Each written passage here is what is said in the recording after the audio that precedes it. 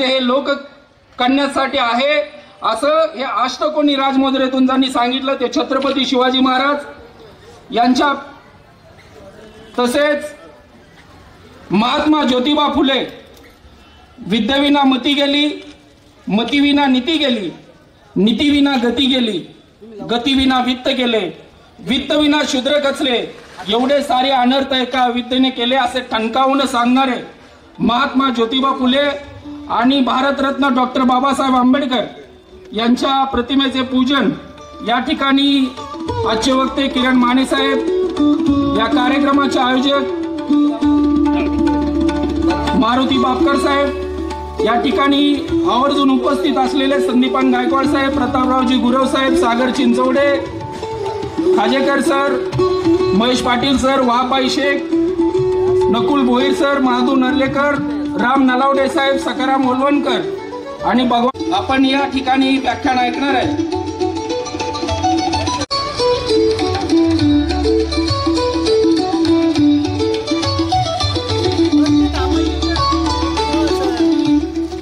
मारुती बापकर साहेब, संदीपानजी गायकवाड साहेब, प्रतापरावजी गुरव सर यांना विनंती करतो की त्यांनी वरती येऊन स्थानापन्न व्हायचे।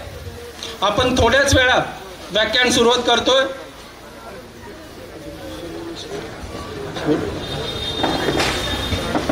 संदीपानजी गायकवाड सर, प्रतापरावजी गुरव सर, अनिल सूर्यवंशी, आजचे आपले व्याख्याते किरण माने सर यांना सर्वांना विनंती करतो की मी व्यासपीठावरती येऊन स्थानापन्न व्हायचे। या ठिकाणी नागरी कृती समितीचे अध्यक्ष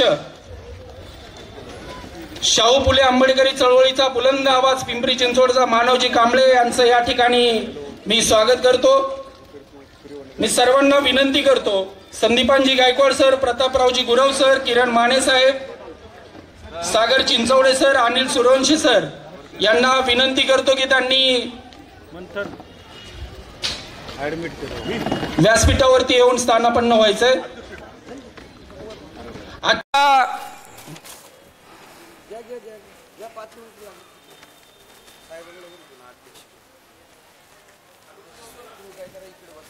आजच्या शिवशाहू फुले आंबेडकर लोकमान्य व्याख्यानमालाचे दुसऱ्या पुष्पाचे अध्यक्ष म्हणून आपल्याला लाभलेले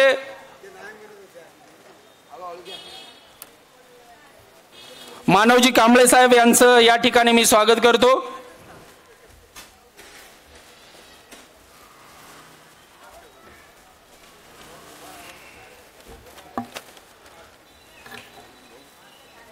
आजच्या या व्याख्यानाचा विषय तो खूप सुंदर आहे आणि किरणजी माने म्हटल्यानंतर सांगायलाच नको, छत्रपती शिवाजी महाराज ते भारतरत्न डॉक्टर बाबासाहेब आंबेडकर या विषयावरती ते महाराष्ट्रभर आपल्याला माहित आहे की दररोज अशी कुठला दिवस नसतो की त्यांचं व्याख्यान नसतं आणि त्या अशा प्रकारे त्यांनी काल सुंदर उत्तर दिलं। साहेब, तुम्ही प्रत्येक पोस्ट महाराष्ट्रातला तर माणूस बघत असतो, परंतु मी पण आवर्जून बघत असतो।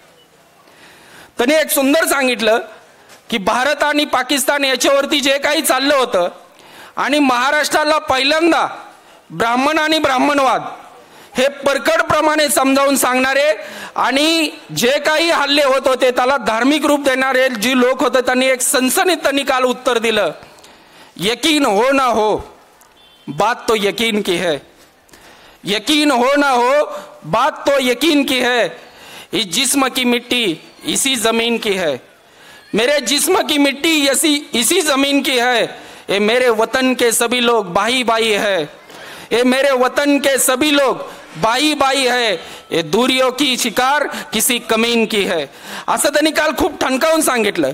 म्हणजे भारत आणि पाकिस्तान जे लोक त्याला धार्मिक स्वरूप देत होते तो कुठलाही धार्मिक नसून हा भारत देश हा एकसंध आहे, त्यांनी असा 4 ओळीमध्ये ठणकावून सांगितलं होतं।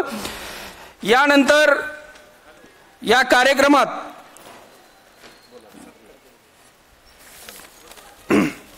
आपले प्रमुख वक्ते या ठिकाणी लाभलेले किरण माने सर यांचा सत्कार आपल्या कार्यक्रमाचे संयोजक मारुती बापकर साहेब मी यांना विनंती करतो की त्यांनी त्यांचा सत्कार करावा।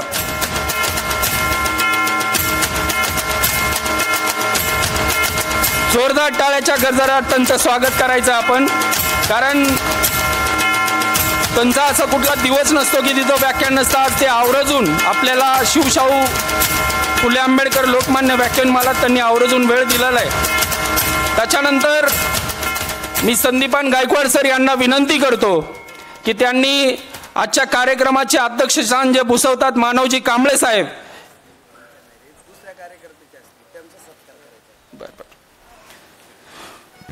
महादू नर्लेकर सर यांना विनंती करतो की त्यांनी आजच्या कार्यक्रमाचे अध्यक्ष मानवजी कांबळे साहेब यांचा सत्कार करावा. लवकर यायचंय. त्यानंतर राम नलावडे सर यांना विनंती करतो की त्यांनी संदीपान गायकवाड सरांचा सत्कार करायचा आहे.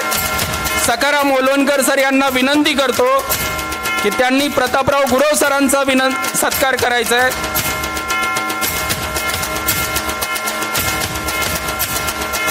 राम नलावडे सर.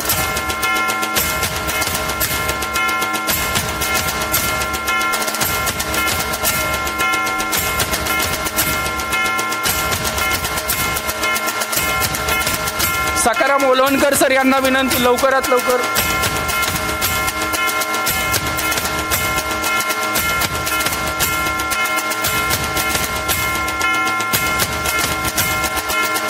राजाभाऊ गोलांडे सर यांचाही या ठिकाणी सत्कार होत आहे. सर्व प्रमुख पाहुण्याचं मी या ठिकाणी आवर्जून स्वागत करते. यानंतर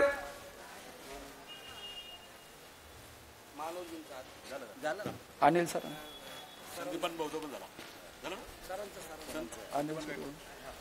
अनिल सूर्यवंशी सरांचा सत्कार मी नुकुल भोईल सरांना विनंती करतो की त्यांनी करावा.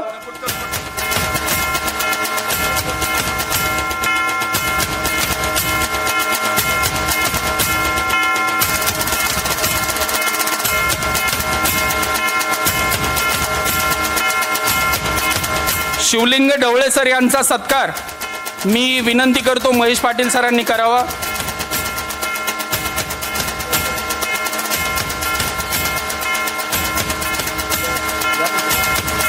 सर्वांनी जोरात टाळ्याच्या गडगडाचा सर्वांचा सत्कार होतोय.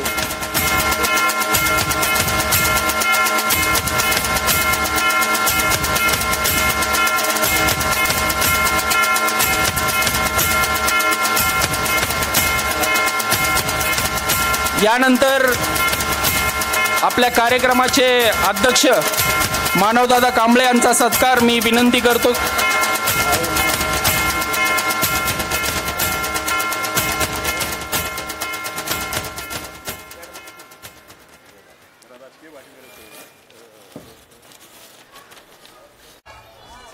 शिवशाहू फुले आंबेडकर लोकमान्य व्याख्यानमालाचे आयोजक मारुती बापकर साहेब यांना मी विनंती करतो की त्यांनी आपलं या ठिकाणी मनोगत व्यक्त करावं. लंगोटे यांना विनंती आहे की आपण मंचावरती यावं. जय भवानी तरुण मंडळ आयोजित शिव फुले शाहू आंबेडकर लोकमान्य व्याख्यानमाला गेली 25 वर्षे या ठिकाणी हा ज्ञानयज्ञ या ठिकाणी भरवते आणि शहरातील अनेक मान्यवरांनी या ठिकाणी तन मन धनाने जी काय आम्हाला मदत होती त्या जोरावरती आम्ही हा कार्यक्रम करतो. खरं तर आपल्या देशामध्ये सामाजिक राजकीय परिस्थिती अतिशय विदारक आहे आणि अशा स्थितीमध्ये प्रबोधनाला पर्याय नाही हा हेतू ठेवून या ठिकाणी आम्ही हा कार्यक्रम आयोजित करतो.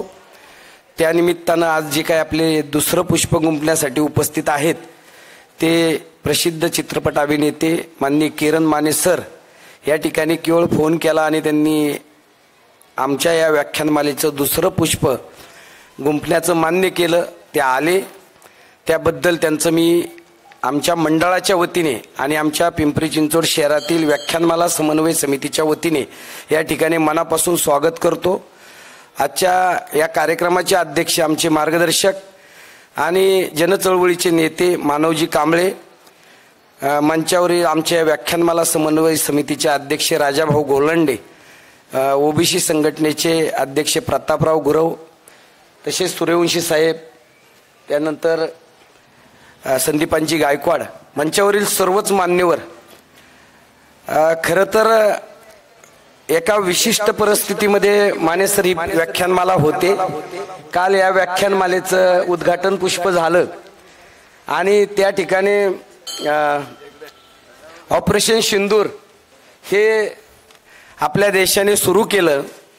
काल देखील आम्ही सांगितलं की आमच्या विचारधारा वेगवेगळ्या असतील, आमचे पक्ष वेगळे असतील, मात्र आम्ही सगळे भारतीय आहोत आणि या प्रश्नावरती आम्ही सगळे एक आहोत. आणि या निमित्तानं सरकारने, केंद्रातली सरकार आणि आमची जी काही शूरवीर पराक्रमी सैनिक आहेत त्यांनी जो पराक्रम केलेला आहे त्या शूरवीर सैनिकांच्या पाठीशी आम्ही सगळे 140 कोटी भारतीय म्हणून आम्ही सगळे जात पंथ विचारधारा सगळ्या बाजूला ठेवून आम्ही आमच्या सैनिकांबरोबर, आम्ही आमच्या देशाबरोबर आहोत असं या ठिकाणी काल आम्ही जाहीर केलं. पुन्हा एकदा आपण या ठिकाणी आपल्या देशाच्या या कठीण परिस्थितीमध्ये आपण पूर्णपणे आपल्या सैनिकांसोबत आहोत. काल सिंदूर, ऑपरेशन सिंदूर सुरू झालं. आज पाकिस्तानने आपल्या सीमावर्ती भागामध्ये 15 शहरावरती त्या ठिकाणी क्षेपणास्त्र डागण्याचा प्रयत्न केला, मात्र आपल्या सैनिकांनी ते संपूर्ण अयशस्वी करून वरच्यावर ते सगळे उडून टाकले. आणि त्या ठिकाणी आपल्या सैनिकांनी पाकिस्तानमधील त्यांचे जे काय डिफेन्स सिस्टम आहे ती पूर्णपणे उद्ध्वस्त करून टाकलेली आहे. म्हणल्यानंतर हा संपूर्ण पराक्रम आपल्या सैनिकांनी केलेला आहे. आणि हे सगळे सैनिक जे आहेत, मी यूट्यूबला वगैरे पाहिलं तर त्या ठिकाणी छत्रपती शिवरायांचा जयघोष करणारे आपले सैनिक आहेत, भारतीय फौजेतले लोक आहेत, बाबासाहेबांचा जय जयकार करणारे आहेत.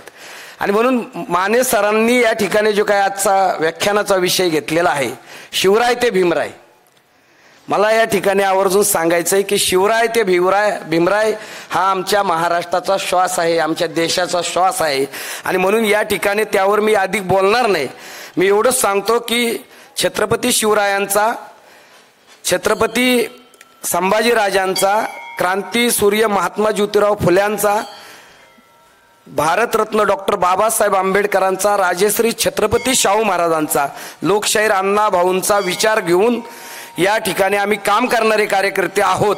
आणि म्हणून हा विचार रुजला पाहिजे, या विचारावरती प्रत्यक्ष अंमलबजावणी झाली पाहिजे, तशा प्रकारची कृती झाली पाहिजे आणि त्यासाठी प्रबोधन घडलं पाहिजे. म्हणून या ठिकाणी आज आमचे व्याख्याते या ठिकाणी आलेले आहेत. त्यांनी निश्चित त्यांच्या ओघवत्या वाणीमधून ते आमचं प्रबोधन करतीलच. मी पुन्हा एकदा सर्व श्रोत्यांचं मनापासून स्वागत करतो, वक्त्यांचं स्वागत करतो, सर्व प्रमुख पाहुण्यांचं स्वागत करतो. श्रोत्यांना विनंती करतो की आज जसं आपण वेळेवर आलात, उद्या परवा 4 दिवस जे काय या ठिकाणी मोठमोठे वक्ते येणार आहेत, आपण कृपया सहकार्य करावं. वेळेवरती या ठिकाणी व्याख्यानाला सुरुवात करण्याकरता श्रोत्यांची आवश्यकता असते. कृपया आपण वेळेवरती या, म्हणजे आपल्याला व्याख्यानाच्या कार्यक्रमाला वेळेवरती सुरुवात करता येईल. पुनश्च एकदा माने सरांचा आणि सगळ्यांचं धन्यवाद मानतो आणि थांबतो. धन्यवाद. जय हिंद, जय महाराष्ट्र, जय भीम, जय शिवराय.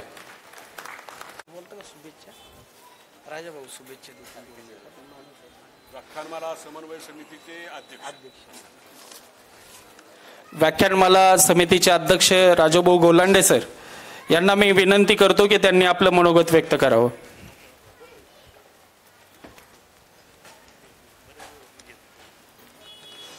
आज या ठिकाणी जय भवानी तरुण मंडळाच्या वतीने शिव फुले शाहू आंबेडकर व्याख्यानमालेचं दुसरं पुष्प या ठिकाणी होणार आहे.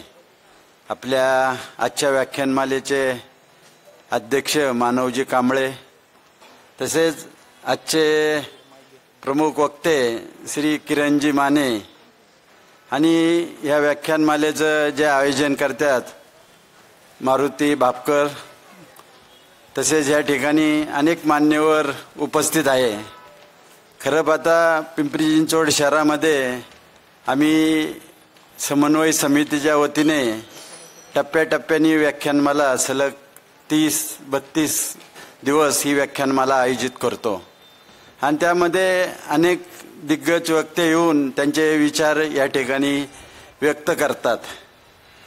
खरं पाहता आजचे वक्ते आपण सर्वजण किरणजी मानेंना सिने अभिनेते म्हणून तर ओळखतोच, परंतु त्यांचे यूट्यूबमधले बेधडक व्याख्यानं ऐकली तर मी या ठिकाणी जास्त वेळ घेऊ नये, त्यांना जास्त वेळ मिळावा आणि आपल्याला त्यांचे विचार ऐकायला मिळावेत या ठिकाणी छत्रपती शिवाजी महाराज डॉक्टर बाबासाहेब आंबेडकर ह्यावर ते विचार व्यक्त करणारे मी पुनश्च एकदा आमच्या व्याख्यानमालेच्या वतीने ह्या व्याख्यानमालेला शुभेच्छा देतो आणि माझे 2 शब्द संपवतो. जय हिंद, जय महाराष्ट्र. ठिकाणी या व्याख्यानमालेला आवर्जून उपस्थित राहिलेले आजचे सत्कारमूर्ती गणेश लंगोटे सर यांचा सत्कार कार्यक्रमाचे संयोजक मारुती बापकर साहेब करतील. यानंतर आजच्या गुरुवार 8 मे 2025 जे दुसरं पुष्प किरण माने साहेब आपले या ठिकाणी घुमतायत त्याचे अध्यक्षस्थानी मारुती बापकर साहेब म्हणून आपले या ठिकाणी उपस्थित राहिले. त्यांना मी विनंती करतो की त्यांनी आपलं मनोगत व्यक्त करावं. मानव दादा साहेब यांना विनंती करतो की त्यांनी आपलं मनोगत व्यक्त करावं. या ठिकाणी ज्येष्ठ पत्रकार आमचे मित्र बाळासाहेब जवळकर उपस्थित आहेत. त्यांचेही स्वागत आणि आभार. धन्यवाद. होतो असा घोटाळा नेहमी होत असतो मानव कांबळे आणि मारुती बापकरच्या नावामध्ये. संपूर्ण विश्वाला सामाजिक समतेचा सर्वप्रथम संदेश देणारे तथागत महाकरुणी गौतम बुद्ध, राष्ट्रमाता राजमाता जिजाऊ मासाहेब, संपूर्ण भारताचं आराध्य दैवत कुळवाडी भूषण रयतेचे राजे बहुजन प्रतिपालक छत्रपती शिवाजी महाराज, महात्मा ज्योतिबा फुले राजर्षी शाहू महाराज, भारतीय राज्यघटनेचे निर्माते विश्वरत्न बोधिसत्व डॉक्टर बाबासाहेब आंबेडकर, माता सावित्री माता रमाई यांच्या प्रेरणादायी विचारांना प्रथम अभिवादन. आज या ठिकाणी जय भवानी मित्रमंडळाच्या वतीनं आयोजित करण्यात आलेल्या शिव फुले शाहू आंबेडकर लोकमान्य व्याख्यानमालेच्या निमित्तानं या ठिकाणी ज्यांचं व्याख्यान होणार आहे ते आदरणीय किरण माने सर, या व्याख्यानाला उपस्थित असलेले पिंपरी चिंचवड व्याख्यानमाला समन्वय समितीचे संस्थापक राजाभाऊ गोलांडे, प्रतापराव गुरव, अनिलजी सूर्यवंशी, गणेशजी लंगोटे, गायकवाड साहेब, शिवलिंग भाऊ, उपस्थित भावांनो बहिणींनो, शिवराय ते भीमराय हा अतिशय अभिनव असा हा विषय आहे. ज्या छत्रपती शिवाजी महाराजांनी 350 वर्षापूर्वीची सामाजिक विषमता संपूर्ण समता प्रस्थापित करण्यासाठी म्हणून आपली राज्यव्यवस्था त्या ठिकाणी चालवली आणि त्यांच्या नंतरच्या काही काळामध्ये पुन्हा या राज्यामध्ये या देशामध्ये विषमता पुन्हा या ठिकाणी पुनर्स्थापित झाली आणि छत्रपती शिवरायांचा आदर्श घेऊन महात्मा फुल्यांच्या नंतर शाहू महाराजांच्या सहकार्य मिळाल्यानंतर डॉक्टर बाबासाहेब आंबेडकर यांनी भारतीय संविधानाची निर्मिती करून ती समता या ठिकाणी कायदेशीरदृष्ट्या प्रस्थापित करण्याचं काम जे केलं, हा जो मधला काळ आहे, हा 350 वर्षाचा काळ जो आहे, त्या काळामध्ये जी सामाजिक राजकीय सांस्कृतिक धार्मिक स्थित्यंतर झाली त्याचा मूलभूत परिणाम इथल्या समाज व्यवस्थेवर झाला आणि ती व्यवस्था या ठिकाणी विश्लेषित करण्यासाठी म्हणून आज किरण माने सर या ठिकाणी आलेले आहेत. मी या ठिकाणी मुद्दा म्हणून सांगेन की गेल्या काही दिवसांमध्ये सामाजिक विषमता पुन्हा प्रस्थापित व्हावी, संविधानाच्या संविधानिक मूल्यांचं अवमूल्यन व्हावं आणि वर्णवर्चस्ववाद या ठिकाणी पुन्हा प्रस्थापित व्हावा, यासाठी म्हणून राजकीय व्यवस्थेकडनं पुरस्कृत केले गेलेले अनेक प्रकरण आपण या गेल्या 10-12 वर्षामध्ये प्रचंड निराशेमध्ये असताना सुद्धा अनुभवलेले आहेत आणि त्याचा एक उद्रेक, त्याचा एक संताप, त्याच्याबद्दलचं एक चिंतन प्रत्येकाच्या मनामध्ये आहे. व्यक्त कसं व्हावं याची भीती आहे. व्यक्त झाला तर तुम्हाला जेल आहे. तुम्ही व्यवस्थेच्या विरोधामध्ये बोललात तर तुम्हाला देशद्रोही ठरवलं जातं आणि तुम्हाला पुन्हा जेलमध्ये टाकलं जातं. आमचे काही मित्र गेल्या 5-5, 6-6 वर्षापासून जेलमध्ये या विषयामुळे चढतायत. मग ते दिल्ली असू द्या, मुंबई असू द्या, महाराष्ट्रामध्ये अर्बन नक्षलवादाच्या नावाखाली मानवी अधिकाराचं काम करणाऱ्या, मानवाधिकारासाठी काम करणाऱ्या कार्यकर्त्यांना जेलमध्ये टाकलं गेलेलं आहे, सडवलं गेलेलं आहे. 2 जणांचा मृत्यू पण झालेला आहे. आणि अशा व्यवस्थेमध्ये शिवाजी महाराजांचं स्मरण करणं हे खऱ्या अर्थानं आज प्रासंगिक आहे. मगाशी भापकर साहेबांनी सांगितलं की युद्धाच्या सीमेवर किंवा त्या ठिकाणी आमचे सैनिक छत्रपती शिवाजी महाराजांचा जय जयकार करतात आणि स्वतःमध्ये एक स्फुल्लिंग निर्माण करतात, स्वतःमध्ये स्फूर्ती निर्माण करतात. ज्या छत्रपती शिवरायांनी, मी नेहमी सांगत असतो की छत्रपती शिवरायांचं नाव घेतलं तर मुडद्यामध्ये सुद्धा प्राण निर्माण होतात. आणि मग जे भारतीय लष्कर छत्रपती शिवरायांचा आदर्श घेऊन दुश्मन राष्ट्रावर या ठिकाणी ज्या पद्धतीने तुटून पडतात, त्यांना जो आदर्श छत्रपती शिवरायांच्या कृतीमध्ये मिळाला, आज संविधानिक व्यवस्थेमध्ये, लोकप्रातिनिधिक लोकशाहीमध्ये छत्रपती शिवरायांच्या हातातल्या छत्रपतींनी तलवारीने ती समता प्रस्थापित केली. आज आपल्याकडे संविधान नावाची एक तलवार आहे आणि त्या तलवारीनं जे आपल्या हातामध्ये जे बळ भरलेलं आहे, त्या संविधानाचं बळ वापरून या सगळ्या विषमतेच्या विरोधामध्ये आपल्याला सामुदायिकपणे, संघटितपणे लढावं लागणार आहे. आणि तोच खरा छत्रपती शिवरायांचा वारसा जो बाबासाहेब आंबेडकरांच्या पर्यंत आला. आणि तो वारसा पुढे चालवण्याचं काम या ठिकाणी तुमच्या माझ्यासारख्या पुरोगामी चळवळीमध्ये, परिवर्तनवादी चळवळीमध्ये, छत्रपती शिवराय फुले शाहू आंबेडकर चळवळीमध्ये काम करणाऱ्या कार्यकर्त्यांनी हा पुढे न्यायचा आहे. ही आपली जबाबदारी आहे, हे आपलं कर्तव्य नाही. कर्तव्यच नाही नुसतं, तर ही जबाबदारी पण आहे. आपल्यासाठी नव्हे तर येणाऱ्या पिढ्यांसाठी, आपल्या मुलांसाठी, आपल्या येणाऱ्या नवीन पिढ्यांसाठी. अरे ज्या 6-6.5 लाख लोकांनी आपलं बलिदान देऊन स्वातंत्र्य मिळवून या देशाला आम्हाला मुक्त वातावरणामध्ये राहण्याचा अधिकार मिळवून दिला, त्यांनी आपल्या स्वार्थाचा कधी विचार केला नाही, स्वतः त्या ठिकाणी बलिदान स्वीकारलं आणि आम्हाला सुखात राहावं अशी व्यवस्था निर्माण करून दिली. आज आम्ही त्या बलिदानाचं उत्तर कसं देणार? त्या बलिदानाची याद करत, त्या बलिदानाची आठवण करत, त्या बलिदानाची स्मृती ठेवत आम्ही आमच्या मुलांसाठी, आमच्या भविष्यासाठी, आमच्या येणाऱ्या पिढीसाठी काय प्रकारचं बलिदान करणार, काय प्रकारचा त्याग करणार? तो छत्रपती शिवरायांनी जो त्याग केला, जो जिजाऊ माँसाहेबांनी त्याग केला, जो शहाजीराजांनी त्याग केला, जो या ठिकाणी स्वराज्य रक्षक संभाजी महाराजांनी केला, जो या ठिकाणी महात्मा फुल्यांनी केला, जो या ठिकाणी राजर्षी शाहू महाराजांनी केला, आणि त्या ठिकाणी ज्या ठिकाणी जो डॉक्टर बाबासाहेब आंबेडकरांनी त्याग केला, तोच त्याग अनुसरण्याची गरज आज निर्माण झालेली आहे. म्हणून या विचारांचं जागरण होणं, हा विचार लोकांच्या पुढे जाणं, सातत्यानं जाणं, ही आज काळाची गरज आहे.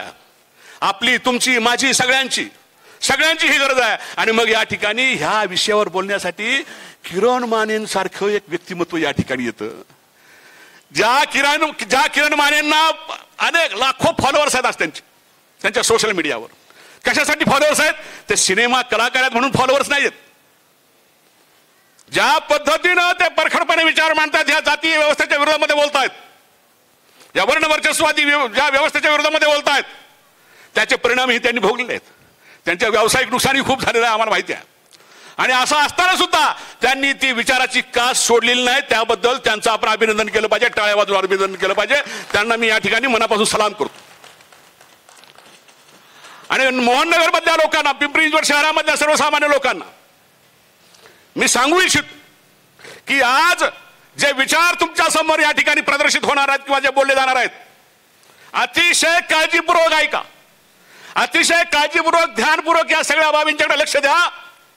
आणि आपल्या जीवनामध्ये, आपल्या आयुष्यामध्ये, आपल्या एकूण या सगळ्या परिक्रमेमध्ये आपण त्या सर्व गोष्टींचं अनुकरण कसं आपल्या आयुष्यामध्ये करू आणि आपलं सामाजिक जीवन कसं आपण समता प्रस्थापित होण्यासाठी, संविधानिक व्यवस्था प्रस्थापित होण्यासाठी कसं आपण त्या ठिकाणी समर्पित करू, अशा पद्धतीचा विचार आपण सर्वांनी करावा. वेळ खूप झालेला मला माहिती आहे. अध्यक्षाला इथं बोलायची जास्त परवानगी नसते, हेही मला माहिती आहे. आणि म्हणून अध्यक्षाला अगोदर बोलायचं असतं इथं. या व्याख्यानमालेचं वैशिष्ट्य आहे सर की नंतर मग अध्यक्ष उगाच डोकं खात बसतो लोकांचं. त्याच्यापेक्षा अगोदरच प्रमुख वक्त्यांच्या अगोदर अध्यक्षाला बोलायची पद्धत मारुती भापकरांनी सुरू केली आहे. त्याच्यामुळे वक्त्यांना आणि जे वक्ते आहेत त्यांना भरपूर वेळ. आणि सर या ठिकाणी आता जरी कसली परिस्थिती आहे, तर भापकर साहेबांनी सांगितलं की युद्ध सदृश्य परिस्थिती आहे, बाकीचं सगळं आहे, पण जी व्यवस्था वास्तवामध्ये आहे, ज्या व्यवस्थेला तडे देणं गरजेचं आहे, त्याच्यापासून आपल्याला दूर पळून जाता येणार नाही. आणि म्हणून किरण माने सरांना माझी विनंती आहे की मुक्तपणे आपले विचार मांडा या ठिकाणी, मुक्तपणे. हा सगळा प्रेक्षक वर्ग आहे, तुमचं म्हणणं ऐकायला या ठिकाणी जमलेलं आहे आणि त्यांना तुमचं मनापासून सगळं ऐकायचं आहे आणि ते तुमचं वक्तव्य सुरू व्हावं यासाठी म्हणून मी माझं मनोगत आटोपतं घेतो आणि तुम्हाला मनपूर्वक शुभेच्छा देतो. धन्यवाद.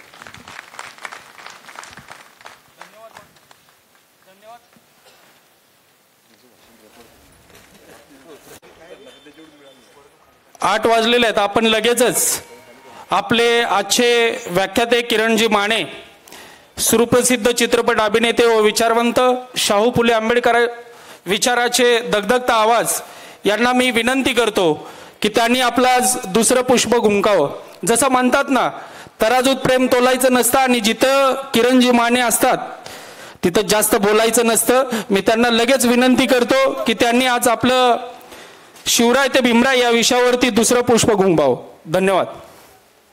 जय शिवराय, जय भीम. सगळ्यात पहिल्यांदा स्वातंत्र्य, समता, बंधुता या मूल्यांचे जनक तथागत गौतम बुद्ध, बुडणाऱ्या बहुजनांमध्ये ही मूल्य रुजवण्यासाठी प्राणांचीही पर्वा न करणारे जगद्गुरु संत तुकोबाराया, याच मूल्यांच्या पायावर स्वराज्याची निर्मिती करणारे बहुजन प्रतिपालक कुळवाडी भूषण छत्रपती शिवाजी महाराज, आधुनिक काळात याच मूल्यांची शस्त्र हातात घेऊन सामाजिक शैक्षणिक क्रांती करणारे सावित्रीबाई फुले, महात्मा फुले,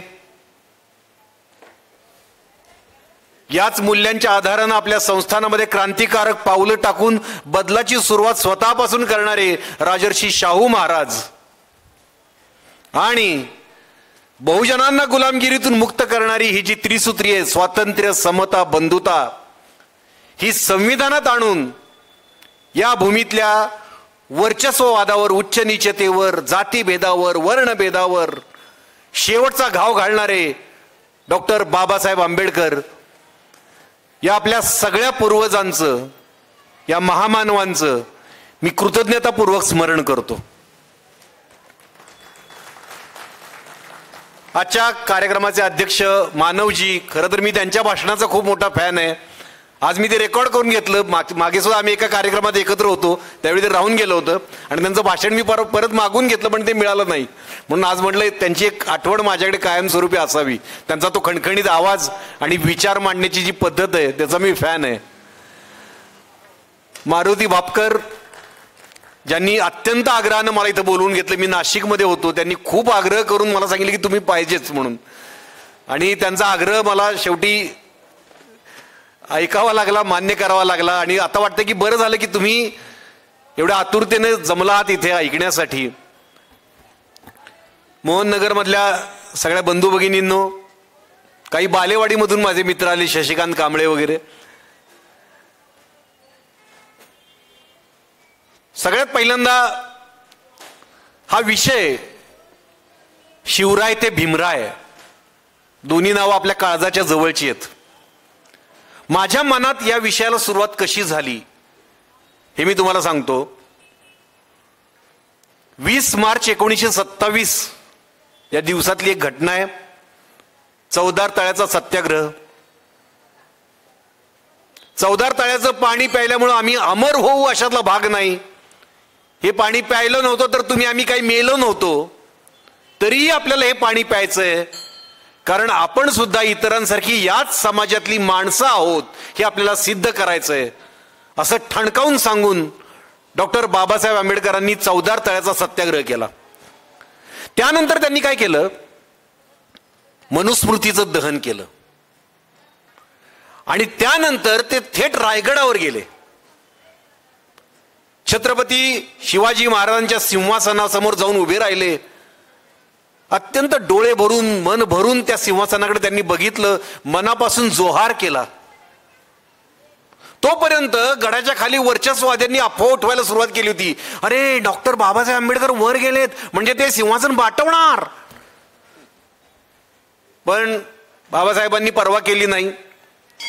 ते दिवसभर रायगडावर फिरले, तिथला कण डोळे भरून पाहिला, तिथे मुक्काम केला. माझं कुतूहल जरा चाळवलं की हे सगळं वाचल्यानंतर की डॉक्टर बाबासाहेब आंबेडकर अतिशय विद्वान, बुद्धिप्रामाण्यवादी, रॅशनल माणूस. त्यांची कुठलीही कृती अशी हलक्यात घेण्यासारखी नसते. चौदार तळ्याचा सत्याग्रह, मनुस्मृतीचं दहन आणि छत्रपती शिवरायांचं सिंहासन याचं काहीतरी नातं असलं पाहिजे. काहीतरी बाबासाहेबांच्या मनात याची संगती असली पाहिजे असं कुतूहल माझ्या मनातलं चाळवलं. नंतर मी याचा शोध घ्यायला लागलो. त्यानंतर बरोबर 2 महिन्यानंतर 3 मे 1927 बदलापूर इथे शिवजयंती उत्सव साजरा होत होता. कार्यक्रमाचे अध्यक्ष होते डॉक्टर बाबासाहेब आंबेडकर. त्यांनी शिवरायांच्या स्वराज्याची संकल्पना सांगणारं 1 तासाचं लोकांना मंत्रमुग्ध करणारं भाषण केलं. लोक अवाक झाले होते. त्यांनी हे शिवराय कधी ऐकलेच नव्हते. शिवराय म्हणलं की लढाया, मुघलांशी झालेल्या लढाया, याच्या पलीकडे जाऊन त्यांची स्वराज्याची संकल्पना काय होती याविषयी सर्वसामान्य बहुजनांनी कधी ऐकलंच नव्हतं. ते डॉक्टर बाबासाहेब आंबेडकरांनी मांडलं. त्या भाषणाच्या शेवटी डॉक्टर बाबासाहेब आंबेडकरांनी एक प्रश्न उपस्थित केला. ते म्हणाले की मुसलमानांसहित 18 पगड जातीच्या लोकांना सोबत घेऊन निर्मिलेलं एवढं सुंदर स्वराज्य लयाला का गेलं? आणि नंतर त्यांनीच त्या प्रश्नाचं उत्तर दिलं. ते म्हणाले की कारण त्या स्वराज्याचा सगळ्यांना सारखा अभिमान नव्हता. म्हणजे स्वराज्यामधलेच काही लोक असे होते ज्यांना हे स्वराज्य नको होतं. हे डॉक्टर बाबासाहेब आंबेडकर म्हणालेले आहेत. पुन्हा माझं कुतूहल चाळवलं. मी त्यांची खूप भाषणं वाचायला लागलो. त्यातले छत्रपती शिवरायांबद्दलचे उल्लेख वाचायला लागलो. पुस्तकं वाचायला लागलो. शूद्र पूर्वी कोण होते या पुस्तकात 10व्या चॅप्टरमध्ये त्यांनी छत्रपती शिवरायांच्या राज्याभिषेकाच्या वेळी जे राजकारण झालं त्याच्याविषयी विस्ताराने लिहिलंय. बाळाजी आवजीनं कसं त्यांना थोडंसं शब्दांमध्ये गुंतवायचा प्रयत्न केला, गागा भट्टानं कशा पलट्या मारल्या, व्यवस्थित लिहिलंय ते सगळं. एका भाषणाच्या शेवटी ते असाच प्रश्न उपस्थित करतात. ते म्हणाले की एवढं सुंदर स्वराज्य ज्याला शिवशाही असं म्हणतात. आता आपण काय म्हणतो की शिवरायांचे शत्रू कोण होते तर मुघल होते. डॉक्टर बाबासाहेब आंबेडकरांनी प्रश्न उपस्थित केलाय की एवढं सुंदर स्वराज्य ज्याला शिवशाही म्हणतात त्या शिवशाहीचं रूपांतर पेशवाईत कसं झालं? अत्यंत अंतर्मुख करणारा हा प्रश्न आहे. मग मी शोध घ्यायला लागलो आणि मला जाणवलं की शिवराय आणि भीमराय हे नातं खूप सलोख्याचं आहे, खूप प्रेमाचं तर आहेच आणि प्रत्येक बहुजनांना अभ्यासण्यासारखं आहे. आणि आज मी जेव्हा आजूबाजूला बघतो तेव्हा छत्रपती शिवरायांचे जे अनुयायी आहेत आणि डॉक्टर बाबासाहेब आंबेडकरांचे जे अनुयायी आहेत यांच्यात उभी भिंत उभी राहिलेली दिसते मला. हे का? ही भिंत कुणी निर्माण केली आणि का निर्माण केली असेल याचा शोध मी घ्यायला लागलो. आणि मग काही गोष्टी मला जाणवल्या त्या आज तुमच्या समोर मी बोलणार आहे. आपण आधी छत्रपती शिवरायांपासून सुरुवात करूया. छत्रपती शिवराय म्हटलं की आपल्या डोळ्यासमोर काय येतं की ती भेदक नजर, शत्रूवर उगारलेली तलवार आणि शत्रूवर चाल करून जाणारे प्रौढ प्रताप पुरंदरी राजे.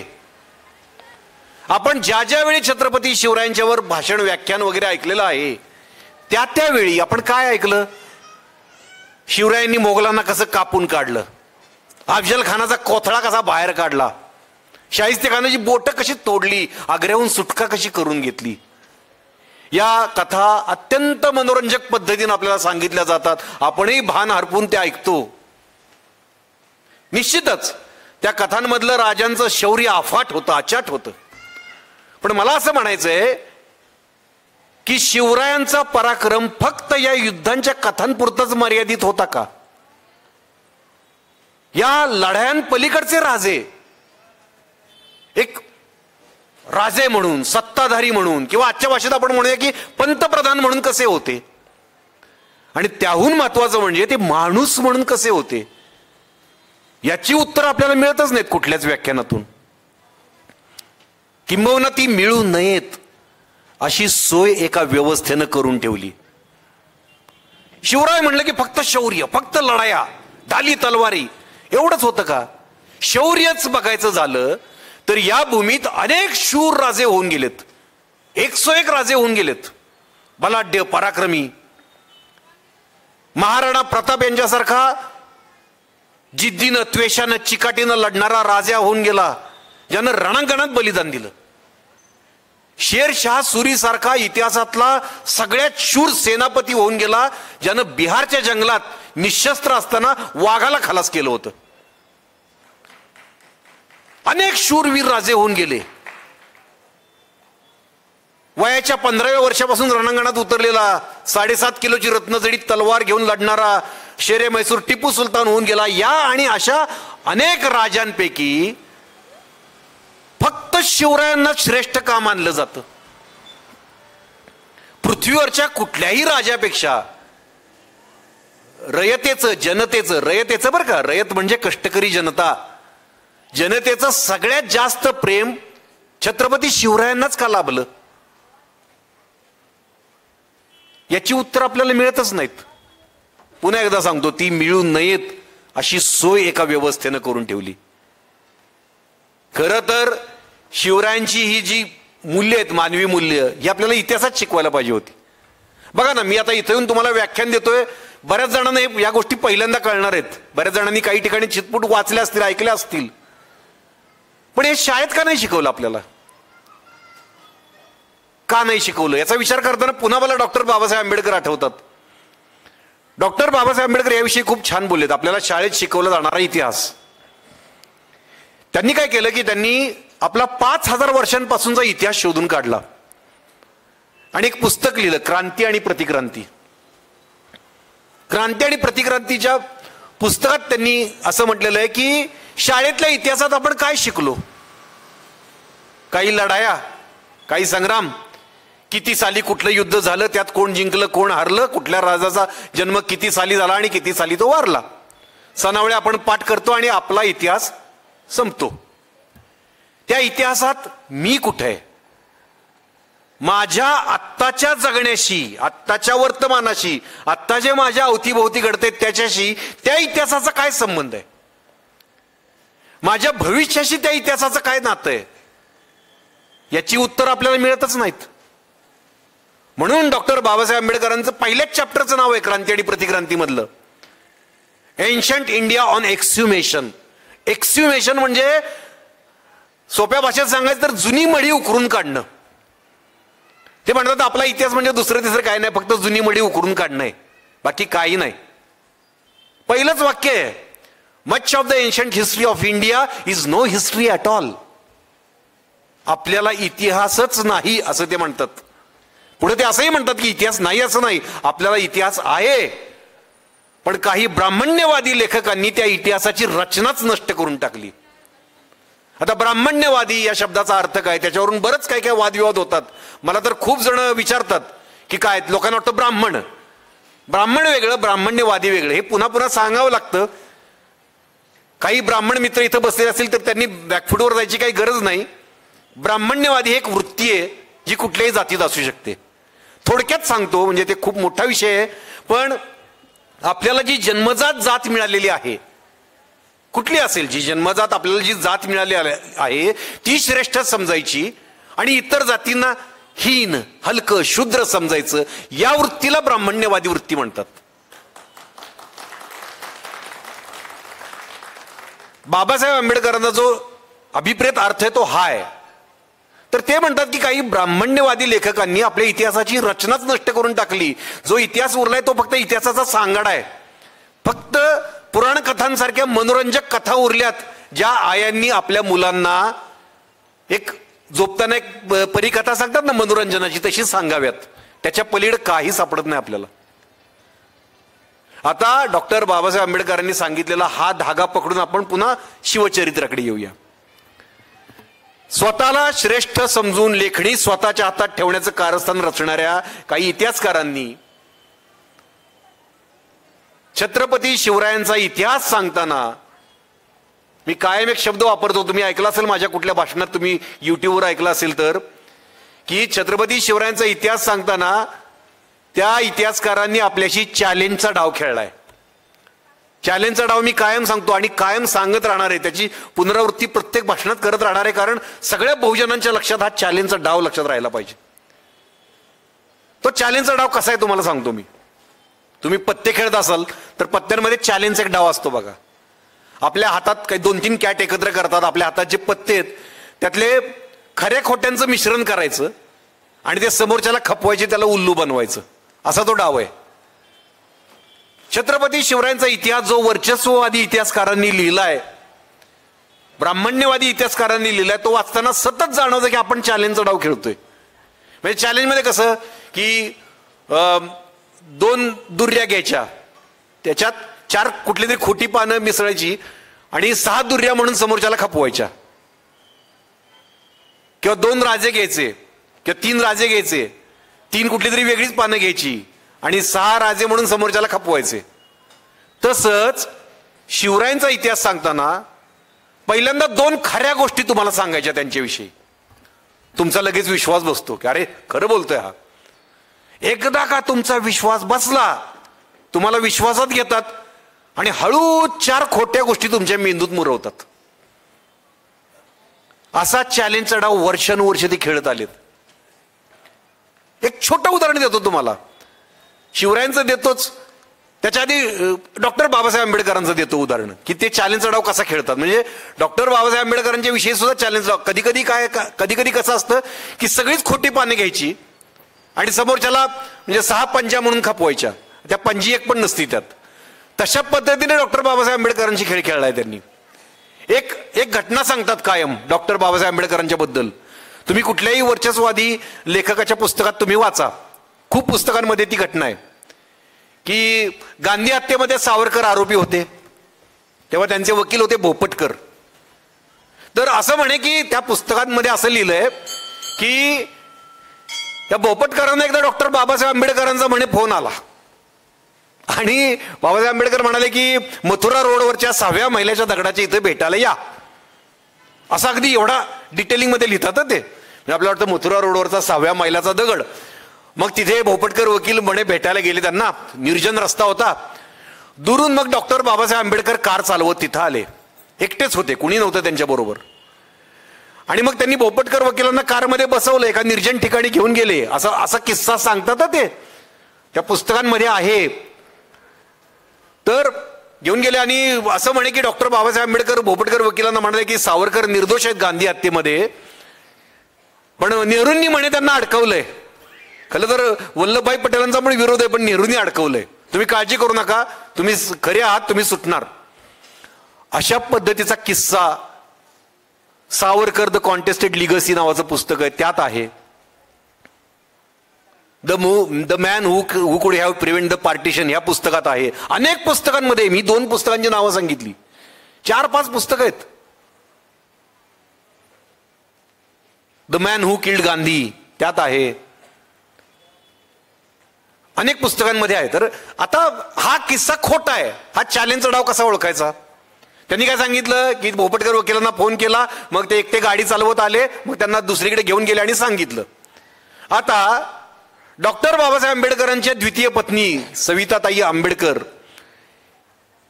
यांचं आंबेडकरांच्या सहवासात हे पुस्तक आहे. त्यातल्या 192 क्रमांकाच्या पानावर आहे की डॉक्टर बाबासाहेब आंबेडकरांना गाडी चालवताच येत नव्हती. त्यांना शिकायची इच्छा होती, पण कामाच्या व्यापामुळे आणि इतर सगळ्या गोष्टींमुळे त्यांना ती गाडी चालवता शिकता आली नाही. आता बघा, गाडी चालवत आले, एकटे आले, एवढा सगळा किस्सा सगळ्या पुस्तकांमधून लिहिलाय. तो खोटा ठरला ना, चॅलेंजचा डाव. छत्रपती शिवरायांच्या बाबतीत कायम एक विरोध चिटकवलं जातं कायम पूर्वीपासून. म्हणजे एवढा सर्वसमावेशक स्वराज्याचा विचार करणारा आपला राजा आहे, त्यांना एक संकुचित विरुद्ध चिकटवलं जातं. कुठलं विरुद्ध? गो ब्राह्मण प्रतिपालक. आता यातला चॅलेंजचा डाव बघा कसा आहे. गो ब्राह्मण प्रतिपालक. गो म्हणजे काय? गाय. गायीला आपल्या समाजात आदराची, जिव्हाळ्याची, पूज्यतेची भावना आहे. कष्टकरी बहुजन घरांमध्ये गाय अत्यंत उपयुक्त असते. त्यामुळे गायीचं रक्षण करणे यात काय वाईट आहे का? शिवराय गो प्रतिपालक होते का? तर होते. आता हा खरा पत्ता, त्याच्यात खोटा पत्ता कुठला? गो ब्राह्मण प्रतिपालक, हा खोटा पत्ता. शिवराय फक्त ब्राह्मणांचं रक्षण करत होते का हो? ब्राह्मणांसहित मुसलमानांसहित 18 पगड जातीचे लोक स्वराज्यात होते, सगळ्यांचं रक्षण शिवरायांनी केलं. पण फक्त त्यांनी ब्राह्मणांचं रक्षण केलं असं दाखवायचं, हे खोटे पत्ते. म्हणजे तुम्ही बाबा पुरंदरेंच्या इतिहासाच्या पुस्तकात वाचलं तर पूर्वी 2015च्या पूर्वी पानापानावर तुम्हाला गो ब्राह्मण प्रतिपालक, गो ब्राह्मण प्रतिपालक, गो ब्राह्मण प्रतिपालक नुसता जपच दिसेल तुम्हाला. नंतर आपल्या काही जाणकार इतिहासकारांनी, अभ्यासू इतिहासकारांनी आक्षेप घेतला त्याच्यावर, हे विरोध कधी नव्हतंच हे दाखवून दिलं. त्यानंतर 2015 नंतरच्या आवृत्त्यांमधनं तो शब्द डिलीट केला गेला. डिलीट केला म्हणजे ते खोटा होता की नाही? म्हणजे इतके दिवस आपल्या कितीतरी पिढ्यांना असंच वाटत होतं की ते गो ब्राह्मण प्रतिपालक होते.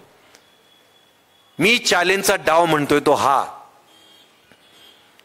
छत्रपती शिवरायांचा जय जयकार तर करायचा, छत्रपती शिवाजी महाराज की जय तर म्हणायचं, पण त्यांचा इतिहास सांगताना त्यांना फक्त ढाली तलवारी, गड किल्ले याच्यापुरतंच गुंतवून ठेवायचं, जेणेकरून मुस्लिम द्वेष पसरेल, जो महाराजांच्या मनात कणभर सुद्धा नव्हता.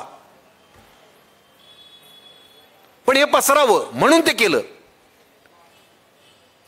एकाही इतिहासकारानं, म्हणजे आपल्या पाठ्यपुस्तकापासून ते स्वतःला शिवशाहीर म्हणवून घेणाऱ्या एकाही इतिहासकारानं शिवरायांच्या अंगी असलेल्या मानवी मूल्यांचं, शिवरायांच्या अंगी असलेल्या गुणांचं, स्वातंत्र्य, समता, बंधुता ही मूल्य स्वराज्यात रुजवली म्हणून गुणगौरव करणारा एकही ग्रंथ लिहिला नाही, फक्त लढाया.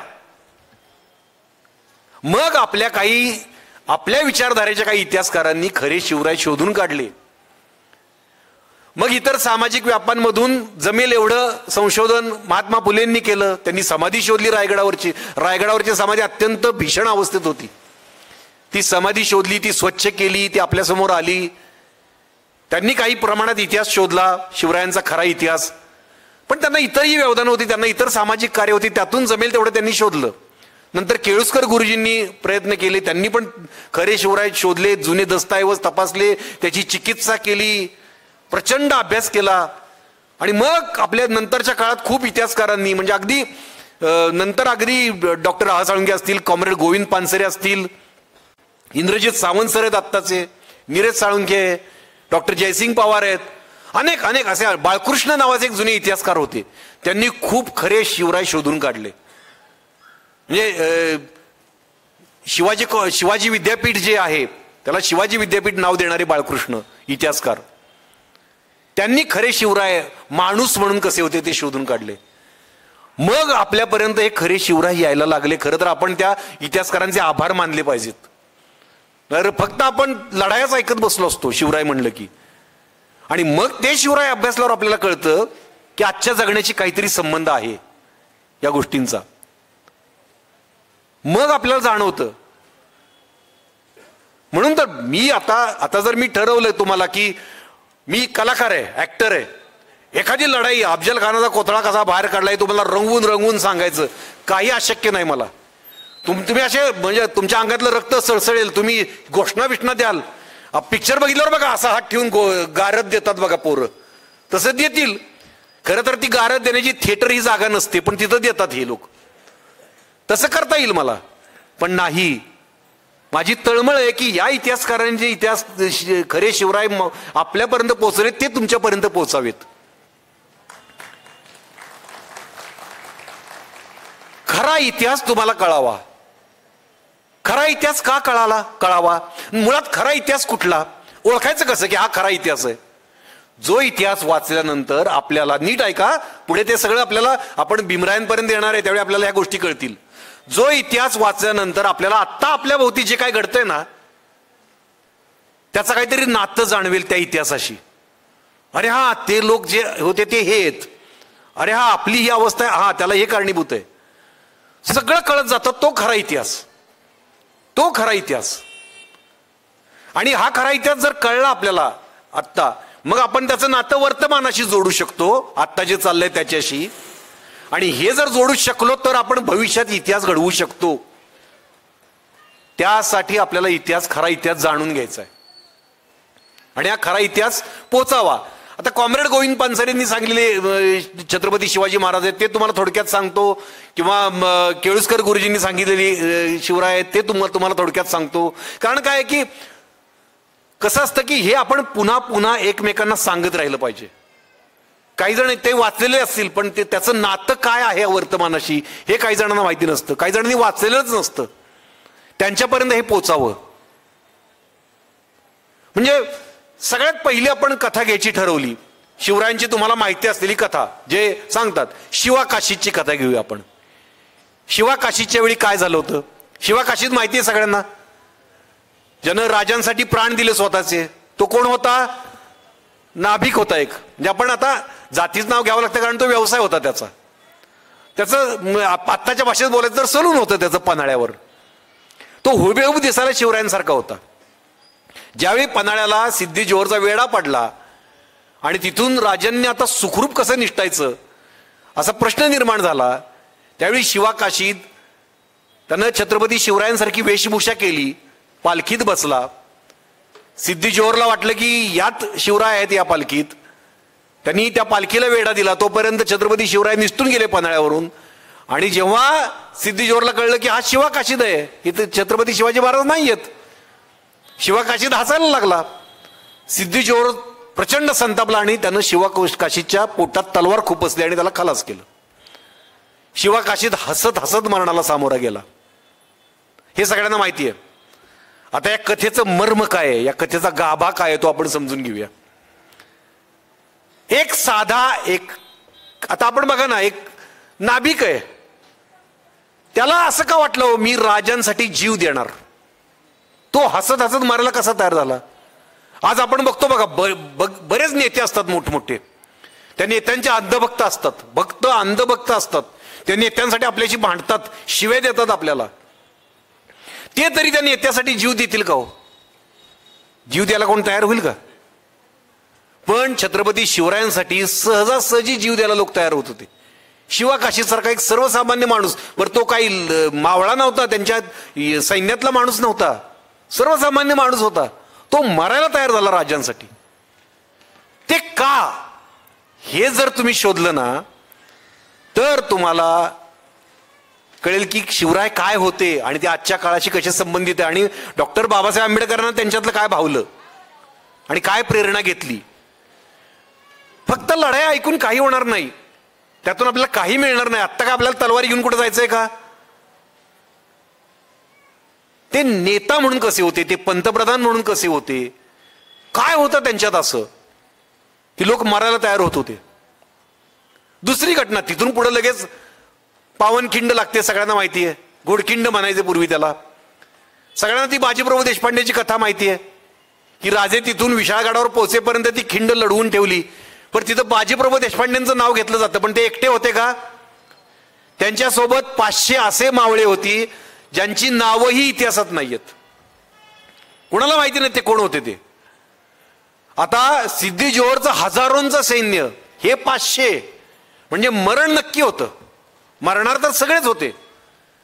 तरी ते 500 मावळे जीवाच्या आकांतानं लढले. जेव्हा महाराज पोचले विशाळगडावर हे कळलं तेव्हा जीव सोडला. सगळ्यांनी हसत हसत जीव सोडला की महाराज सुखरूप पोचले.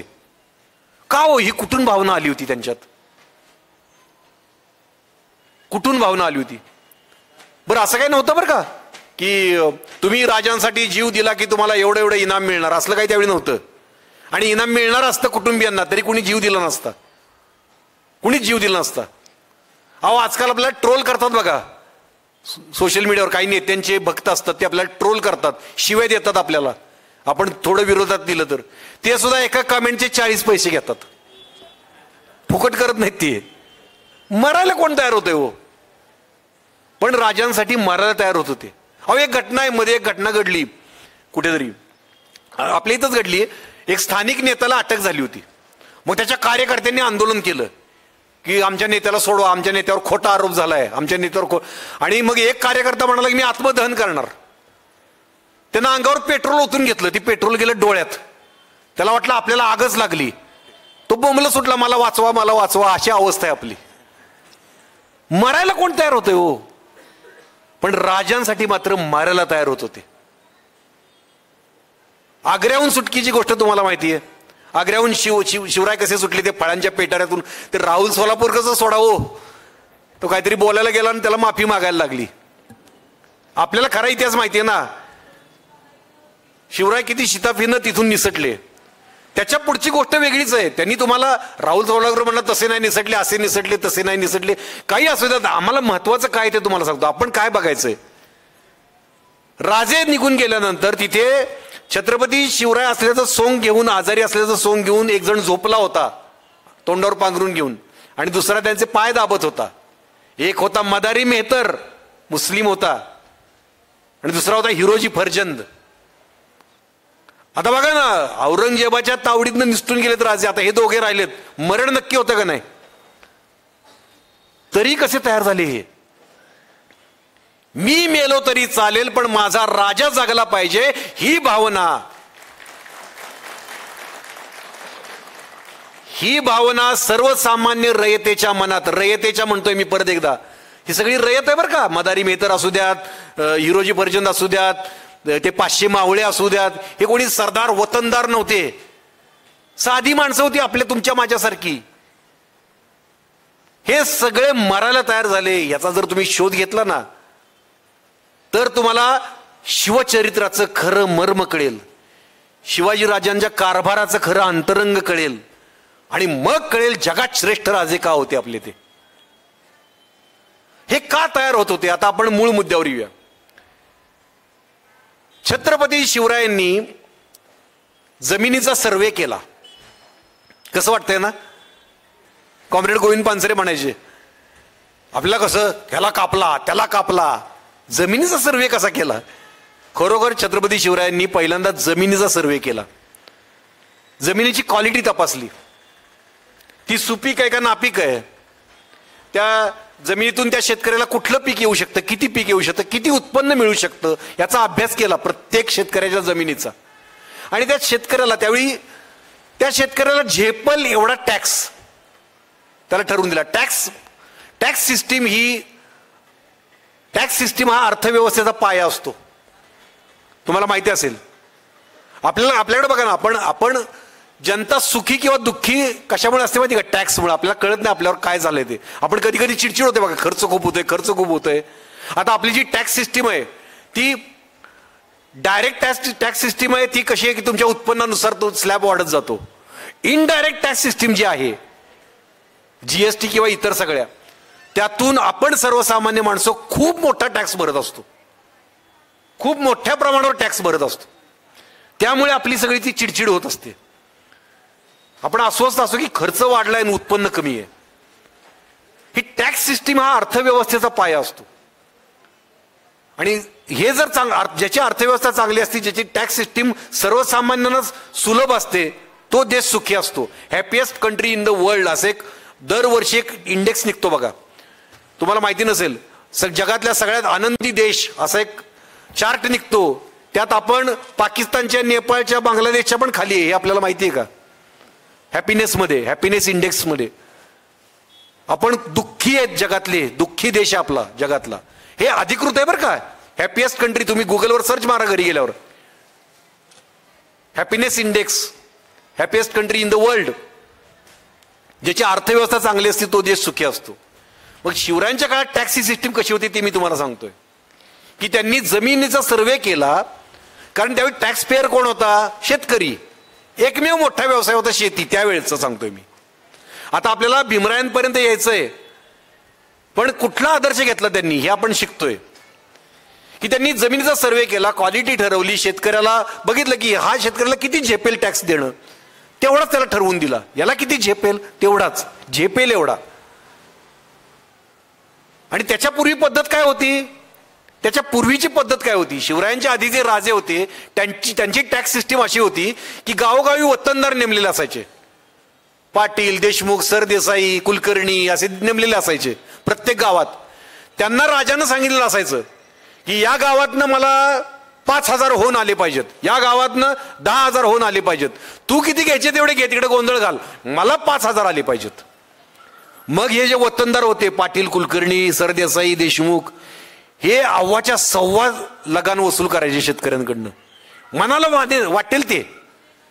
म्हणजे कॉम्रेड गोविंद पानसरे म्हणतात की ज्या वर्षी पाटलाच्या पोरीचं लगीन असायचं त्या वर्षी शेतकऱ्याला दुप्पट लगान द्यायला लागायचं. अशी त्यावेळची पद्धत होती. आणि शिवरायांनी हेच बदलून टाकलं. शिवरायांनी काय केलं की शेतकऱ्याला ठरवून दिलं की तुझी एवढी ऐपत आहे ना तेवढंच दे आम्हाला टॅक्स, तुझी एवढी ऐपत आहे ना तू एवढाच दे. आणि त्या वतनदारांना ठणकावून सांगितलं शिवरायांनी की जेवढं नेमून दिलंय तेवढं त्यांच्याकडून घ्यायचं, एक पैसा सुद्धा जास्त घ्यायचा नाही.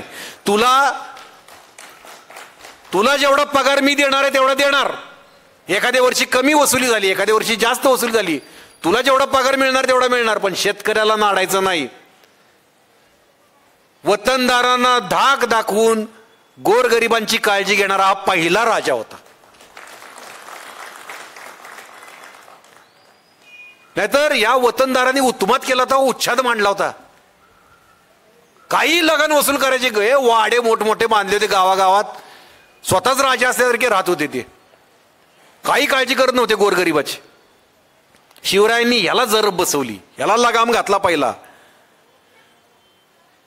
ते जर आपण बघितलं ना तर शिवरायांचं हे काम आपण बघितलं मग आपल्याला कळतं की न्याय म्हणजे काय, न्याय म्हणजे काय ही संकल्पना जाणून घेण्यासाठी हे शिवराय तुम्ही वाचा. सर्वसामान्य माणसाला न्याय मिळाला, सामाजिक न्याय आपण ज्याला म्हणतो तो न्याय मिळाला. अहो एक आज्ञा त्यांची अशी आहे की याच्या वतनदारांना दिलेली आज्ञा होती की दुष्काळात शेतकऱ्याकडून लगान वसूल करायचा नाही. काय राजा असेल, दुष्काळात शेतकऱ्याची काळजी घेणारा आपला राजा होता. आपल्याकडे आत्महत्या करतात दुष्काळात शेतकरी, त्यांनी शेतकरी जगवला म्हणून शेतकरी म्हटला की मी मेलो तरी चालेल, हा राजा जगला पाहिजे. शिवरायांच्या ज्या आज्ञा आहेत, आता हे जे मी सांगतोय हे आपल्या इतिहासकारांनी, आपल्या इतिहास तज्ज्ञांनी, इतिहास संशोधकांनी शोधून काढलंय. त्याची तथ्य आहेत, त्याचे पुरावे आहेत. तुम्ही ज्यावेळी युद्धाच्या कथा ऐकता त्याचे पुरावे नसतात. छावणीत अफजल खानाचं आणि राजांचं काय बोलणं झालंय कोणाला माहिती हो, आतमध्ये गेल्यावर. मग तो वक्ताच तुम्हाला रंगवून सांगतो, अहो राजे असं तो म्हणाला, असं काही आपलं मग ते काय ते डायलॉग म्हणायचे आणि त्यांनी डायलॉग टाकायचे. मी जे सांगतोय त्याच्या आज्ञा शिवरायांच्या स्वदस्तुरातल्या आहेत, शिवरायांनी लिहिलेल्या आहेत, त्या अजूनही वाचायला उपलब्ध आहेत, तुम्ही त्या वाचू शकता. लष्कराला दिलेल्या ज्या आज्ञा आहेत, खूप काही काम केलंय पण थोड्या गोष्टी तुम्हाला सांगतो कारण आपल्याला भीमरायांपर्यंत यायचंय. लष्कराला दिलेल्या ज्या आज्ञा आहेत त्या तर वाचा तुम्ही, वाचण्यासारखे आहेत.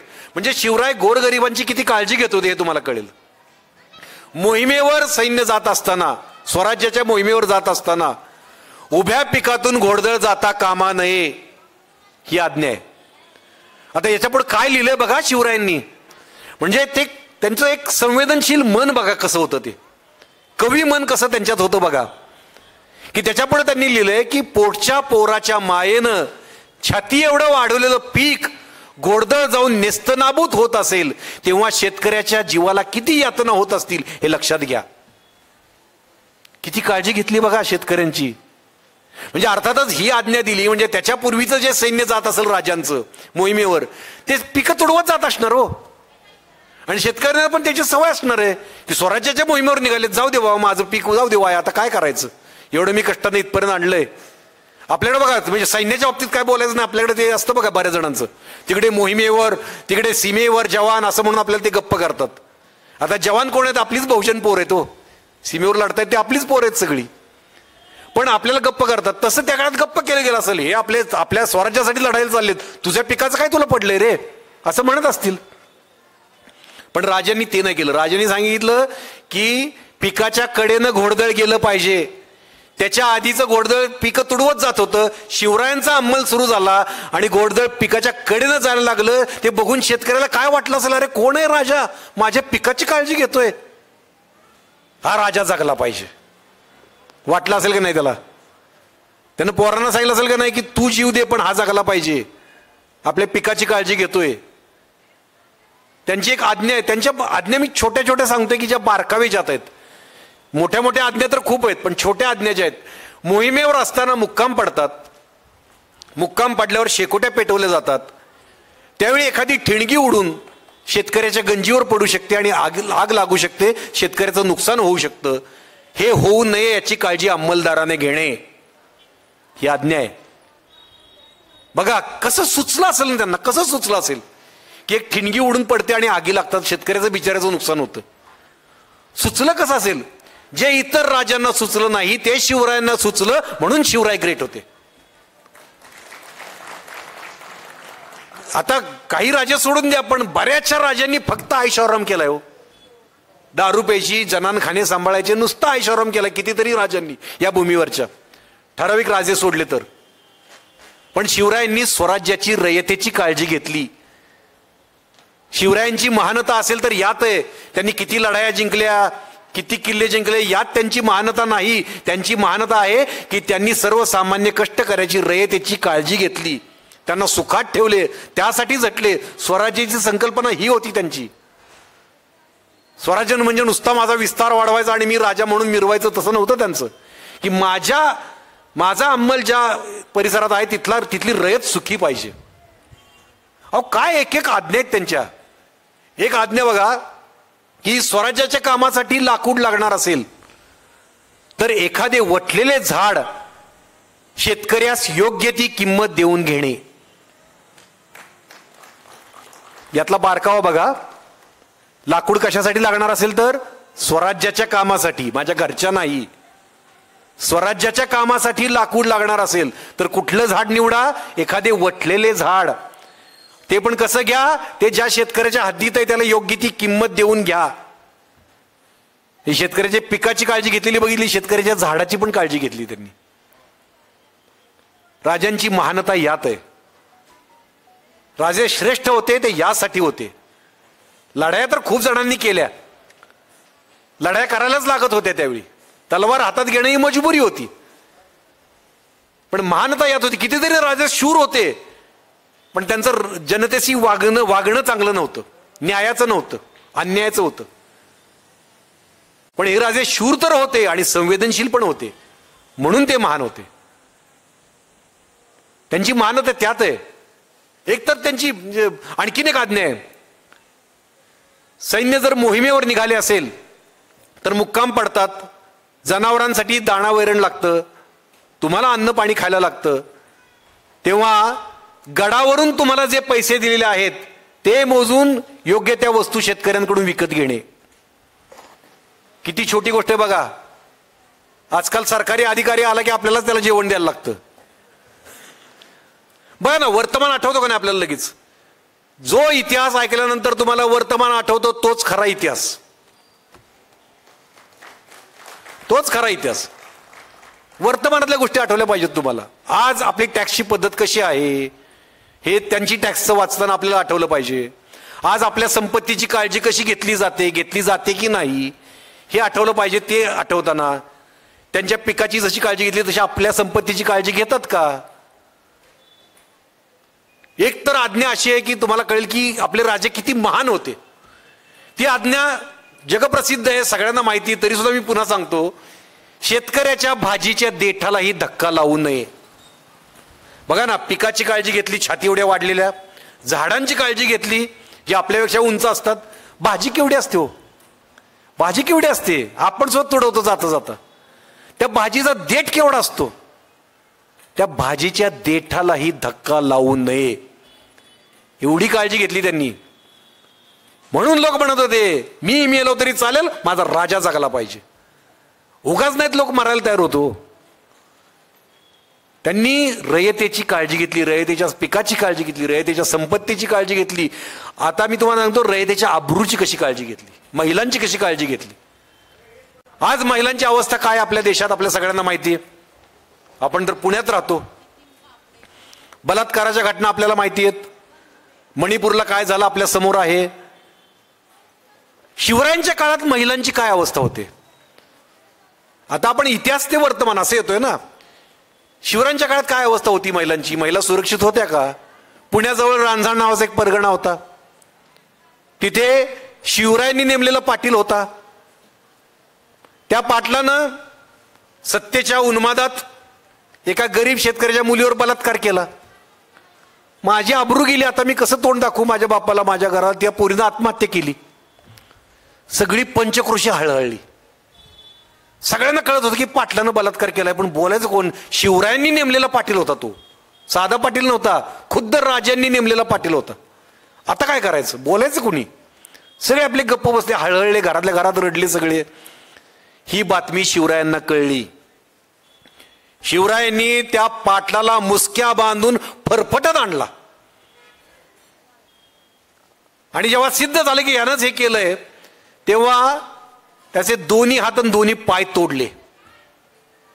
जेव्हा पंचक्रोशीतल्या माझ्या माता भगिनींना कळलं असेल की रांझ्याच्या पाटलाचा चौरंग केला, काय म्हणले असतील होते आया बहिणी? पोरांना काय म्हणले असतील? अरे तुझ्या बहिणींची काळजी घेणारा राजा आलाय, तू मेलास तरी चालेल पण तो जगला पाहिजे, म्हणले असतील का नाही? अशी त्यांनी महिलांची काळजी, आबरूची काळजी घेतली.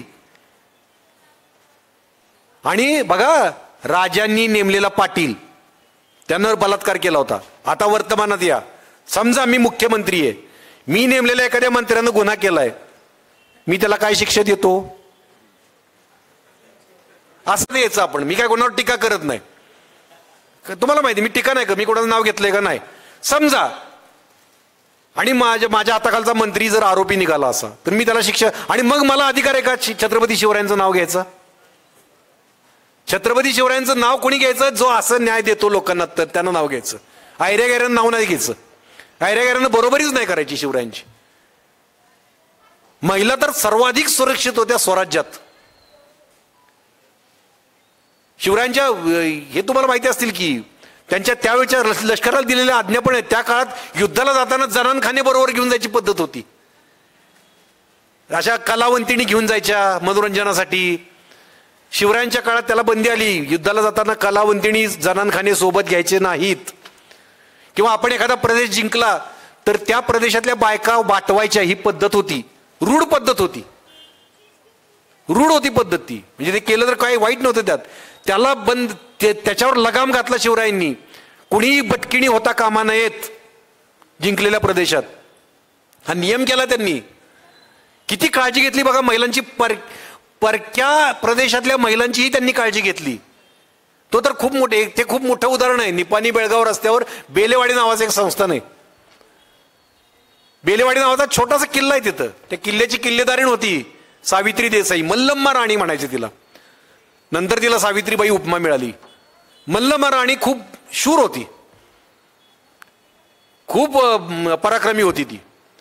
शिवरायांची विरोधक होती, लक्षात घ्या, शिवरायांची विरोधक होती ती.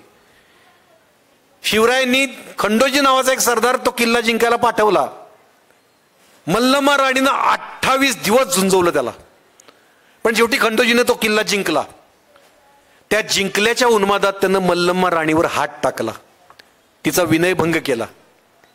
हे जेव्हा राजांना कळलं, खंडोजीचे डोळे काढून त्याला आयुष्यभर त्याच किल्ल्यातल्या तुरुंगात डांबून ठेवला. आयुष्यभर. मल्लम्मा राणीची माफी मागितली, तिचा किल्ला तिला परत दिला शत्रूला. आता वर्तमानातला आठवा, शत्रूचा पक्ष फोडून आपल्यात घेतो आपण.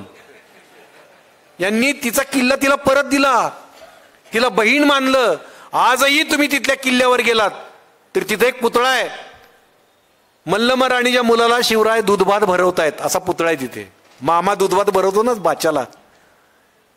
किती संवेदनशील माणूस असेल, काय काळीज असेल आपल्या राजाचं. आपल्या राजाची महानता यात होती. राजांवर हे संस्कार कोणी केले होते? राजांचे गुरु कोण होत्या? राजमाता जिजाऊ माँसाहेब आणि शहाजी महाराज. आणि तिसरे गुरु होते, म्हणजे आपल्याला वैचारिक गुरु म्हणता येतील, की आपल्याला बऱ्याचदा जाणवतं की जगद्गुरु संत तुकोबारायांचे अभंग जर आपण वाचले तर त्या अभंगाचं आपल्याला कळतं की तंतोतंत राजा कसा असावा याच्यावर असंख्य अभंग आहेत जगद्गुरु संत तुकोबारायांचे. ते अभंग जर आपण वाचले की आपल्याला कळतं की अरे शिवराय असेच आहेत. म्हणजे शिवरायांच्यावर जगद्गुरु संत तुकोबारायांच्या अभंगांचा प्रभाव होता. राजा कसा असावा ते अभंग तुम्ही वाचा, खूप अभंग आहेत. त्यातला एक अभंग मी तुम्हाला सांगतो, म्हणजे आपल्याला कळेल की मी आत्ताची तुम्हाला उदाहरण दिलं की गोरगरिबांची, शोषित पीडितांची ते काळजी घेत होते, शेतकऱ्यांची काळजी घेत होते, महिलांची काळजी घेत होते. जगद्गुरु संत तुकोबारायांचा एक अभंग आहे, त्या अभंगातली एक ओळ आहे, धाकुट्याच्या मुखी घास घाली माता, वरी करी सत्ता शहाणिया. याचा अर्थ असा आहे की राजा कसा असावा हे सांगताना तुकाराम महाराज म्हणतात, राजा त्या आईसारखा असावा. आई काय करते? जे लहान धाकटं बाळ असतं, जे अंगावर दूध पित असतं, त्याला एक एक घास भरवत असते, त्याची काळजी घेत असते क्षणोक्षणी. आणि जे तिचं बाळ मोठं झालेलं असतं, जे शाळेत जात असतं, त्याला मात्र धाकात ठेवत असते. प्रत्येक आई असं करत असते, आपल्याला माहिती आहे. तसा राजा असावा. त्याच्या प्रजेतली जी लहान धाकटी बाळ आहेत, म्हणजे गोरगरीब शोषित पीडित जनता आहे, जी त्याच्याकडे आशेनं बघत असते, जी त्याच्यावर अवलंबून असते, राजानं त्यांची काळजी घ्यावी. धाकुट्याच्या मुखी घास घाली माता, अशी गोरगरिबांची राजानं काळजी घ्यावी. वरी करी सत्ता शहानिया, जे वतनदार आहेत, जे सरदार आहेत, जे पैशा पाण्यानं मजबूत आहेत, त्यांना राजानं धाकात ठेवावं. आत्ताचे तुम्ही नेते आठवा, उद्योगपती, मोठमोठे उद्योगपती आहेत, ते उद्योगपती नेत्यांना धाकात ठेवतात का नेते उद्योगपतींना धाकात ठेवतात? बघा ना, वर्तमानाशी आपण जो जोडू शकतो तो खरा इतिहास. राजांनी वतनदारांना धाकात ठेवलं, गोरगरिबांची काळजी घेतली. धाकुट्याचे मुखी घास घाली माता, वरी करी सत्ता शहानिया. आर्तभूतांप्रती उत्तम योजाव्या त्या शक्ती, असं तुकाराम महाराज म्हणतात. आर्तभूत म्हणजे ज्यांना गरज आहे मदतीची, जे गरीब आहेत, हातावर पोट आहे त्यांचं, त्यांच्यासाठी राजानं उत्तमातल्या उत्तम शक्ती योजाव्यात, असं तुकाराम महाराजांनी सांगितलंय. आणि शिवरायांनी ते केलं. आता तुकाराम महाराजांचा प्रभाव डॉक्टर बाबासाहेब आंबेडकरांच्यावर पण होता, हे आपल्याला माहिती आहे. मूकनायकच्या मुखपत्रावर त्यांनी मुखपृष्ठावर एक अभंग तुकोबारायांचा लिहिला होता. काय करू आता धरून या भीड, निशंक हे तोंड वाजवले, नवे जगी कुणी मुखियाचा जाण, सार्थक लाजून नवे हित. हा अभंग त्यांनी मूकनायकच्या मुखपृष्ठावर लिहिला होता डॉक्टर बाबासाहेब आंबेडकरांनी. म्हणजे तुकोबारायांच्या विचारांचा प्रभाव जसा शिवरायांवर होता, तसाच डॉक्टर बाबासाहेब आंबेडकरांच्यावर होता. मला तर एक अभंग, एक वचन डॉक्टर बाबासाहेब आंबेडकरांनी वापरलं, ते मला खूप आवडतं. जेव्हा त्यांनी बौद्ध धम्मात प्रवेश घ्यायचा ठरवलं, त्याच्या आधी म्हणजे 36 साली त्यांनी एक भाषण केलं बघा, मुक्तिकोण पथे भाषण, तुम्हाला सगळ्यांना माहिती असेल. ते भाषण डॉक्टर बाबासाहेब आंबेडकरांनी केलं. त्या भाषणाचं जे पत्रक काढलं होतं, त्या पत्रकाच्या वर त्यांनी आम्ही धर्म का बदलतोय त्याविषयी लिहिलं होतं. त्याच्यावर तुकोबारायांची एक ओळ लिहिली होती. ती ओळ अशी होती की, जोवरी होतो तुझे सत्ते खाली, तोवरी केली विटंबना.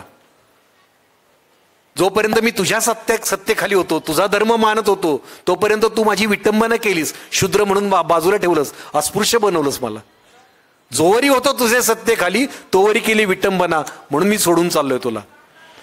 अशा पद्धतीनं त्यांनी तुकोबारायांच्या अभंगाचा उल्लेख केला होता.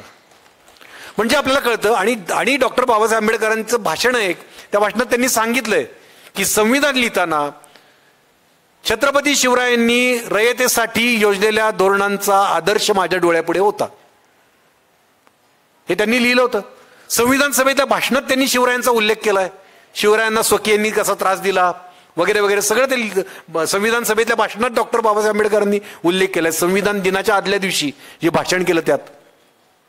आता आपण हे बघूया की हे नातं कसं आहे, की जशी शिवरायांनी कष्टकऱ्यांची, गोरगरिबांची काळजी घेतली, तशीच डॉक्टर बाबासाहेब आंबेडकरांनी मजूर, कष्टकरी, कामगारांची काळजी घेतली. मजूर, कष्टकरी, कामगार, शेतमजूर आणि डॉक्टर बाबासाहेब आंबेडकर हे अनोखं नातं होतं. आपल्यासमोर येऊच दिलं नाही ते. जसं शिवरायांना गड किल्ले ढाली तलवारीमध्ये गुंतवून ठेवलं, तसं डॉक्टर बाबासाहेब आंबेडकरांना एका जातीपुरतं मर्यादित ठेवलं. खरं तर आपल्या प्रत्येकासाठी त्यांनी खूप काही केलंय, पण या वर्चस्ववादी व्यवस्थेने फक्त त्यांना जातीपुरतं मर्यादित ठेवलंय. कित्येक लोकांना माहितीही नाही, जे डॉक्टर बाबासाहेब आंबेडकरांचा दुस्वास करतात, तिरस्कार करतात, त्यांना माहित नाही की माझ्यासाठी त्या माणसानं काय केलंय. कारण त्यांनी लपवूनच ठेवलंय वर्चस्ववादी व्यवस्थेनं. कामगार, सर्व धर्मीय, सर्व जातीय कामगारांसाठी डॉक्टर बाबासाहेब आंबेडकरांनी काय केलं, ते नातं खूप वेगळं होतं. त्यांनी आधी कामगार मजुरांसाठी खूप काम केलंय, मग समाजासाठी वगैरे वगैरे इतर स्वतःच्या समाजासाठी नंतर केलं. त्यांनी त्या काळात भांडवलदारांना ठणकावून सांगितलं होतं, तुमच्या कामावर काम करणारा मजूर हा आधी एक माणूस आहे, तुमचा गुलाम नाही. त्या काळात सांगितलं होतं. त्यांनी 1936 साली स्वतंत्र मजूर पक्षाची स्थापना केली. ज्याची धोरणं तुम्ही वाचली तर ती सर्व जातीय सर्व धर्मीय कामगारांसाठी आहेत, त्यांच्या आर्थिक सामाजिक राजकीय हक्कांसाठी आहेत. शेतमजूर जो आज आहे त्याला किमान वेतन दिलं जातं ते डॉक्टर बाबासाहेब आंबेडकरांनी सुरू केलंय. शेतमजुरांना अजून माहितीच नाही की हे आपल्याला जे किमान वेतन मिळतंय, कामगारांना भर पगारी सुरक्षा मिळते, ती डॉक्टर बाबासाहेब आंबेडकरांनी सुरू केली. वर्षातले किमान 240 दिवस काम केल्यानंतर परमनंट केलं जातं, हा नियम डॉक्टर बाबासाहेब आंबेडकरांनी सुरू केलाय. कामावर काम करताना अपघात झाला, अपघाती मृत्यू आला तर नुकसान भरपाई मिळावी, हे डॉक्टर बाबासाहेब आंबेडकरांनी सुरू केलंय, आधी नव्हतं. म्हणजे बघा ना, एका जातीसाठी नाही त्यांनी काम केलं. हे त्यांनी असं म्हटलं की माझ्या जातीतल्या कामगाराला नुकसान भरपाई द्यावी असं ते म्हणालेत का? सगळ्यांना मिळावी, सगळ्या कामगारांना. कामगार संघटना स्थापन करू शकतो आपण, त्यांना मान्यता दिली ही डॉक्टर बाबासाहेब आंबेडकरांनी मिळवून दिली. आणि हे त्यांनी त्यावेळी केलं जेव्हा कामगारांना किंमतच नव्हती. मजूर कामगार म्हणजे अवताला जुंपलेली बैल कशा असतात शेतकऱ्याच्या घरी, तशा त्या बैलांसारखी किंमत होती त्यांना. कुणी त्यांचा विचारच करायचा नाही हो. त्या काळात डॉक्टर बाबासाहेब आंबेडकरांनी त्यांचा विचार केला. आज आपण बघतो ना, मागाशी मी तुम्हाला सांगितलं की भले भले उद्योगपती नेत्यांना असं म्हणजे कुत्र्यासारखं गळ्यात पट्टा बांधलेल्या कुत्र्यासारखं वापरून घेतात नेत्यांना. पण आणि ही अवस्था त्यावेळी पण होती, त्या काळात पण होती ती अवस्था. डॉक्टर बाबासाहेब आंबेडकरांनी त्या काळात या भांडवलदारांना कसं झुकवलं त्याचं एक उदाहरण तुम्हाला सांगतो. त्यावेळी एक विधेयक पास होणार होतं संसदेत, ज्या विधेयकानुसार कामगारांचा संप करण्याचा अधिकार काढून घेतला जाणार होता. आणि मालकानं जर अचानक टाळेबंदी जाहीर केली, कंपनी बंद केली, तर मालकावर कुठलीही कारवाई होणार नव्हती. बाबासाहेब आंबेडकरांनी कडाडून विरोध केला. ते म्हणाले हा काळा कायदा आहे, संप हा कामगाराच्या स्वातंत्र्याचा दुसरा अधिकार आहे, तो हिरावून घेणं हे माणुसकीला धरून नाही, नीतिमत्तेला धरून नाही. काय शब्द वापरलाय बघा, बेकायदेशीर तर आहेच पण नीतिमत्तेला धरून नाही. किती संवेदनशील असतील बघा. त्यांनी प्रचंड संघर्ष केला हे बिल येऊ नये म्हणून. पण त्यावेळी सत्ताधारी होते, त्यांचे उद्योगपतींच्या हातचं बाहुलं होतं ते सत्ताधारी त्या काळातले. पण त्यामुळं बहुमताच्या जोरावर ते विधेयक पास झालं. डॉक्टर बाबासाहेब आंबेडकरांनी संपाचं हत्यार उगारलं. सगळ्या गिरणी कामगारांनी साथ दिली. अख्खा मुंबई इलाका आला संपात. देशभर त्याचे पडसाद उमटले आणि सत्ताधाऱ्यांना आणि भांडवलदारांना झुकावं लागलं, तो कायदा मागे घ्यावा लागला. नंतर मजूर मंत्री झाल्यानंतर तर त्यांनी अनेक क्रांतिकारक ऐतिहासिक निर्णय घेतले.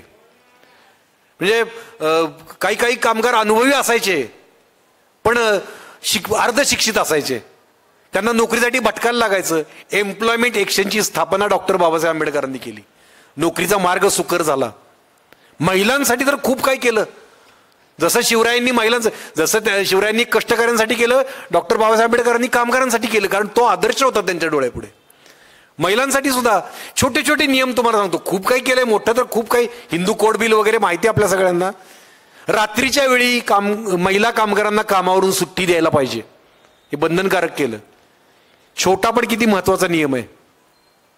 महिलांना आता प्रसूतीपूर्व आणि प्रसूतीनंतर जी पगारी रजा मिळते ती डॉक्टर बाबासाहेब आंबेडकरांनी सुरू केली. आज एखादी भगिनी ते त्या जातीतले म्हणून तिरस्कार करत असेल तर तिला सांगायचं, अगं तुला जी रजा मिळते ना पगारी, ती त्यांनी सुरू केली. या भूमीतल्या प्रत्येकासाठी त्यांनी काम केलंय. महिलांची बाळं असतात, महिलांचं खूप जीव त्यांचा मुलांमध्ये गुंतलेला असतो महिलांचा. त्या काळात डॉक्टर बाबासाहेब आंबेडकरांनी नियम केला, पाळणाघर असणं बंधनकारक असावं कामाच्या ठिकाणी, कारण महिलांना ते मुलं डोळ्यापुढे दिसतील ना. हे किती छोटा विचार आहे बघा. मी संवेदनशील त्यांनी काय काय केलंय संवेदनशीलतेनं हे तुम्हाला फक्त सांगतोय. शिवरायांनी आणि भीमरायांनी, आणि ते नातं काय होतं ते आपण उलगडतोय. त्यांनी ही काळजी घेतली महिलांची. महिलांना आज ते सगळं वारसा हक्कानं संपत्तीत समान वाटा वगैरे ते सगळं आपल्याला माहिती आहे, ते तर मिळतच. जशी शिवरायांनी शोषित पीडितांची, कष्टकऱ्यांची, महिलांची काळजी घेतली, तेच भीमरायांनी पुढे चालवलं संविधानाच्या रूपानं. त्यानंतर संविधानात आणलं सगळं त्यांनी. आज जे कोणी डॉक्टर बाबासाहेब आंबेडकरांना एका समाजापुरतं फक्त मर्यादित ठेवतात, त्यांना मला सांगावंच वाटतं, अरे तुझ्या भाकरीवर सुद्धा डॉक्टर बाबासाहेब आंबेडकरांची सही आहे. खूप महान माणूस होता तो. आणि शिवराय ते भीमराय हे नातं उलगडताना आपण हे बघतोय की फक्त त्यांनी, कारण सगळ्यात महत्वाचा घटक कुठला असतो तो, जसं तुकाराम महाराजांनी सांगितलं, अर्थभूत, ज्याला गरज आहे, ज्याला रोजच्या जगण्यासाठी हातावर पोट आहे त्याचं, ताजा शिधा आपण म्हणतो, रोजचं रोज कमवतो आणि रोजचं रोज खातो तो माणूस, तो सगळ्यात जास्त महत्वाचा घटक आहे देशातला. हे आपण समजून घेतलं पाहिजे. उद्योगपतींसाठी ते समर्थ असतात स्वतःच्या समस्यातून मार्ग काढायला. भांडवलदार उद्योगपती, त्यांच्यासाठी काही करायची गरज नसती राजानं, उलट त्यांना धाकात ठेवायचं असतं. राजानं गोरगरिबांची काळजी घ्यायची होती. हे शिवरायांकडून भीमरायांनी आदर्श घेतला, जो आदर्श ते म्हणतात ना संविधान निर्माण करताना मी शिवरायांनी रयतेसाठी निर्माण केलेल्या धोरणांचा आदर्श ठेवला, तो हा. आणि संविधानातली मूल्य तुम्ही तपासून बघा, स्वातंत्र्य, समता, बंधुता, यामुळे तर आपल्या कित्येक पिढ्या सुशिक्षित झाल्या. आपले आजे पंजे शिकलेले होते का? आपण सगळे बहुजन वर्गातली माणसं आहे. आज आपण इथं बसतोय, बोलतोय, मी बोलतोय, एक बहुजन वर्गातला पोरगा. माझे आजोबा शेतमजूर होते, भूमिहीन शेतमजूर होते. गोठ्यात जन्म झालाय माझ्या आजोबांचा, गुरांच्या गोठ्यात राहत होते माझे पणजोबा. गोठ्यात जन्म झालेला आजचा होता माझा. आज मी इथे येऊन बोलतोय, हे शिवराय आणि भीमरायांच्या मुळे. हे आपल्याला कळलं पाहिजे. आणि आजचं भवताल असं आहे की बरोबर या दोघांच्या अनुयायांमध्ये दरी उभी करतात, तुम्हाला एकमेकातच भांडणं लावून देतात तुमच्यात, आणि ते मजा बघत बसतात, सत्तेची चव चाकतात. आपण आत्ताचा काळ असा आहे ना, खूप कसोटीचा काळ आहे. आपण आपसातले हेवे दावे बाजूला ठेवले पाहिजे. शिवरायांचे अनुयायी असतील, भीमरायांचे अनुयायी असतील, आपण आपसातले हेवे दावे बाजूला ठेवले पाहिजेत. आपला आपण नंतर बघूया. आता आपला शत्रू आपल्या बोकांडीवर बसलाय. आपण आपलं काय जे टोकदारपणा कमी करूया, की तू असं, तू तसा, तुझा समाज असा, तुझा समाज असा, हा टोकदारपणा आता बाजूला ठेवूया. यामुळं आपण गुलामगिरीत जातोय ना आपल्या पुढच्या पिढ्या गुलामगिरीत चालल्यात, गेल्यात जवळजवळ. आता असं समजा पुढच्या वर्षी मला हे भाषण करता येईल का नाही मला सांगता येत नाही, तो अधिकारच नसेल माझ्याकडं. तुम्ही माझ्या भाषणाला आला म्हणून तुम्हाला अटक होईल पुढच्या वर्षी कदाचित, काय माहिती आपल्याला. या अवस्थेत आत्ता आपण येऊन पोचलोय. तर आपण आता आपल्या महामानवांपासून ही प्रेरणा घेतली पाहिजे. आपल्या महामानवांनी आपल्यासाठी खूप काही केलंय. आपल्या महामानवांनी आधी त्यांच्या आधीच्या 1000 पिढ्यांचा अभ्यास केला. मी काय मगाशी सांगितलं, डॉक्टर बाबासाहेब आंबेडकरांनी 5000 वर्षापासूनचा इतिहास शोधला. का शोधला? तर हे कुठून आलंय, हे जो अन्याय मी बघतोय तो कुठून आलाय, त्याचं मूळ कुठे आहे, आणि ते मूळ मला कसं छाटलं पाहिजे विषारी, आणि माझा समाज कसा मुक्त केला पाहिजे या सगळ्यातून. मग त्यांना 2500 वर्षांपूर्वी बुद्ध सापडले. मग ते बुद्ध पुन्हा त्या आधुनिक जगात घेऊन आले आणि त्यांनी आपलं जगणं सुसह्य केलं. कारण त्यांनी पुढच्या 1000 पिढ्यांची साठीची काही स्वप्न बघितली होती. आता त्यांनी जी स्वप्न बघितली ती तशी साकार नाहीच झाली, कारण आपला करंटेपणा आहे. आपण त्यांना समजूनच घेतलं नाही. जी काही थोडीफार साकार झाली स्वप्न, त्यामुळे आज आपण मुक्तपणे श्वास घेतोय आजपर्यंत तरी. पुढचं माहीत नाही, कारण आपण त्यांच्या विचारांशी गद्दारी केलेली आहे. आपण त्यांचे विचार विसरून गेलेलो आहे. माझं छान चाललंय ना, मला पगार मिळतोय ना, खिशात खुळखुळणाऱ्या पैशानं आपला मेंदू बधीर करून टाकलाय. स्पष्ट सांगतो मी तुम्हाला. आपल्याला कशाला समाजाची धुणी पडली, माझं चांगलं चाललंय ना, असं करून कुणी काही बोलत नाही. भोवती घडणाऱ्या अन्यायाविषयी बोललं पाहिजे. आपण अन्यायाविरुद्ध उभं राहिलं पाहिजे. आपल्या महामानवांनी इथपर्यंत पोहोचवण्यासाठी रक्ताचं पाणी केलंय, त्यांचं आयुष्य खर्ची घातलंय. जर डॉक्टर बाबासाहेब आंबेडकरांनी ठरवलं असतं की ब्रिटनमध्ये एखादी नोकरी करायची छान, इंग्लंडमध्ये, त्यांना कुठल्या पदावर तिकडे पोहोचले असते होते. स्वतःचे किती गाडी घोडे मस्त राहिले असते, मोठमोठे महाल बांधून राहिले असते. ते इथं आपल्या समाजासाठी आले. आणि आपण काय देतोय त्यांना आज या परिस्थितीत? आज जे भोवतालय त्यात आपण आपली भूमिका निभावतोय का? मला कायम काळजी वाटली पाहिजे की माझा समाज बुडतोय आणि मी गप्प नाही. आपल्या परीनं प्रत्येकानं खारीचा वाटा उचलला पाहिजे, प्रत्येकानं. आणि मला वाटतं की तुम्ही इथे जमलाय, मोबाईल आत्ता कोणी काढत नाही, सगळे माझं ऐकतायत, आणि आपण इथं आलोय तर आपण काहीतरी लोक असे आहोत की जे आपल्या महामानवांचे विचार जपायचा प्रयत्न करतोय.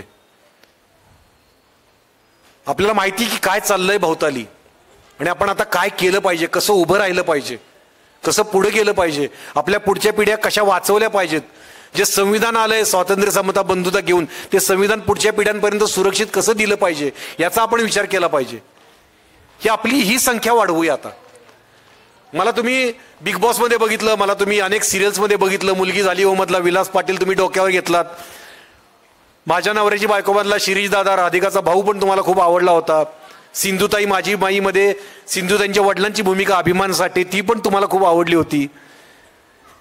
मला अभिनेता म्हणून तुम्ही बघितलं. पण मी हे का करतोय? तुकाराम महाराजांचं एक वचन आहे, बुडता हे जन न देखवे डोळा येतो कळवळा म्हणून. हा कळवळा आपल्या प्रत्येकाच्या हृदयात पाहिजे. कळवळा हा शब्द फार महत्वाचा आहे. आणि विद्रोह आपण केलाच पाहिजे अन्यायाविरुद्ध. आपण गप्प बसलो तर ती मग आपल्या महामानवांची जय जयकार करून काही फायदा नाही. ती महामानवांच्या विचारांशी आपण गद्दारीच करत असतो जर आपण घडलेल्या अन्यायावर बोलत नाही. उभे राहा, बोला. आता मला खूप किंमत सोसावी लागते त्या बोलण्याची. तुम्ही बघितलं, मला सिरियलमधून काढून टाकलं, नंतर अनेक कामांमधून माझा पत्ता कट केला गेला. बरं, पण मी लढतो. मी हा विचार नाही सोडणार, मरेपर्यंत नाही सोडणार. आणि तुमच्यासोबत सगळ्यांचे आभार की तुम्ही मला हे प्रेम देताय. आणि हे प्रेम आहे ना, हा वेगळा संदेश देता आमच्या एक क्षेत्रात, की त्यांना कळतं की त्याला लोकांनी डोक्यावर घेतलंय, त्याला लोकप्रिय केलंय. आणि हे काही जणांना खुपतं, काही जणांना आता आस लागली की मी सुद्धा बोलतो, मला पण किरण मानेसारखं डोक्यावर घेतील. हे तुम्ही केलंय, तुम्ही हा चमत्कार केलाय. तुम्ही दाखवून दिलं की तिकडं जी प्रतिष्ठा मी गमावली आहे, म्हणजे ते मला देत नाहीत, आता ते मला तिकडे अवॉर्ड देत नाहीत, मला कशात घेत नाहीत, त्याच्यापेक्षा 100 पटीनं भरपाई तुम्ही केली. तुम्ही मला एवढं प्रेम दिलंय की ते फिके वाटायला लागले आता अवॉर्ड फंक्शन त्यांनाच स्वतःला. या काय काय मिळवतोय. आता परवा मला 12 मेला मला मराठा सेवा संघातर्फे निळू फुले संवेदनशील अभिनेता आणि सामाजिक कार्यकर्ता पुरस्कार देणार आहेत. 14 मेला पुरंदर किल्ल्यावर मला छत्रपती संभाजी महाराज कलागौरव पुरस्कार मिळणार आहे. 16 मेला सत्यपाल महाराजांतर्फे समाज प्रबोधन पुरस्कार मिळणार आहे मला. हे मी माझं कौतुक का सांगतोय, आत्मप्रौढी का करतोय? हा संदेश गेला पाहिजे. ज्यांना मला संपवायचं होतं ना त्यांना हा संदेश गेला पाहिजे की बघा उभा राहिलो मी. आणि उभा राहिलो ते मी माझ्या जीवावर नाही, हे माझं यश नाही, या महामानवांचं यश आहे, शिव फुले शाहू आंबेडकरांचं यश आहे. तो विचार रक्तात मुरवलेला माणूस हा कधी हारणार नाही, कधी खचणार नाही, हा संदेश दिला गेला यातून. आणि तो मी देत राहीन. तुम्ही जे प्रेम करताय ते प्रेम असंच राहू द्यात. तुम्हाला मान खाली घालायला लावेल असं कुठलंही कृत्य माझ्या हातून कधी होणार नाही. माझ्यावर अनेक प्रसंग येतील, ते मी झेलेन स्वतः. त्यावेळी तुम्ही फक्त माझ्या पाठीशी उभे राहा, एवढंच माझं मागणं असेल. बाकी माझा लढा मी देईनच. तुम्ही मला इथं बोलवलं, एवढं प्रेम दिलं, एवढं माझं ऐकलं, तास सव्वा तास 1.5 तास काय असेल ते, खूप बरं वाटलं. खूप आनंद देणारे एक क्षण आहेत. असे क्षण वारंवार येत राहोत. मी मारुती भापकरांचे आभार मानतो की ज्यांनी अत्यंत आग्रहाने मला इथं बोलवून घेतलं. मानवजींना आज ऐकायला मिळालं, तो एक आनंदाचा क्षण होता. तर खूप बरं वाटलं. तुका म्हणे देवा आज सफल झाली सेवा. जय शिवराय, जय भीम.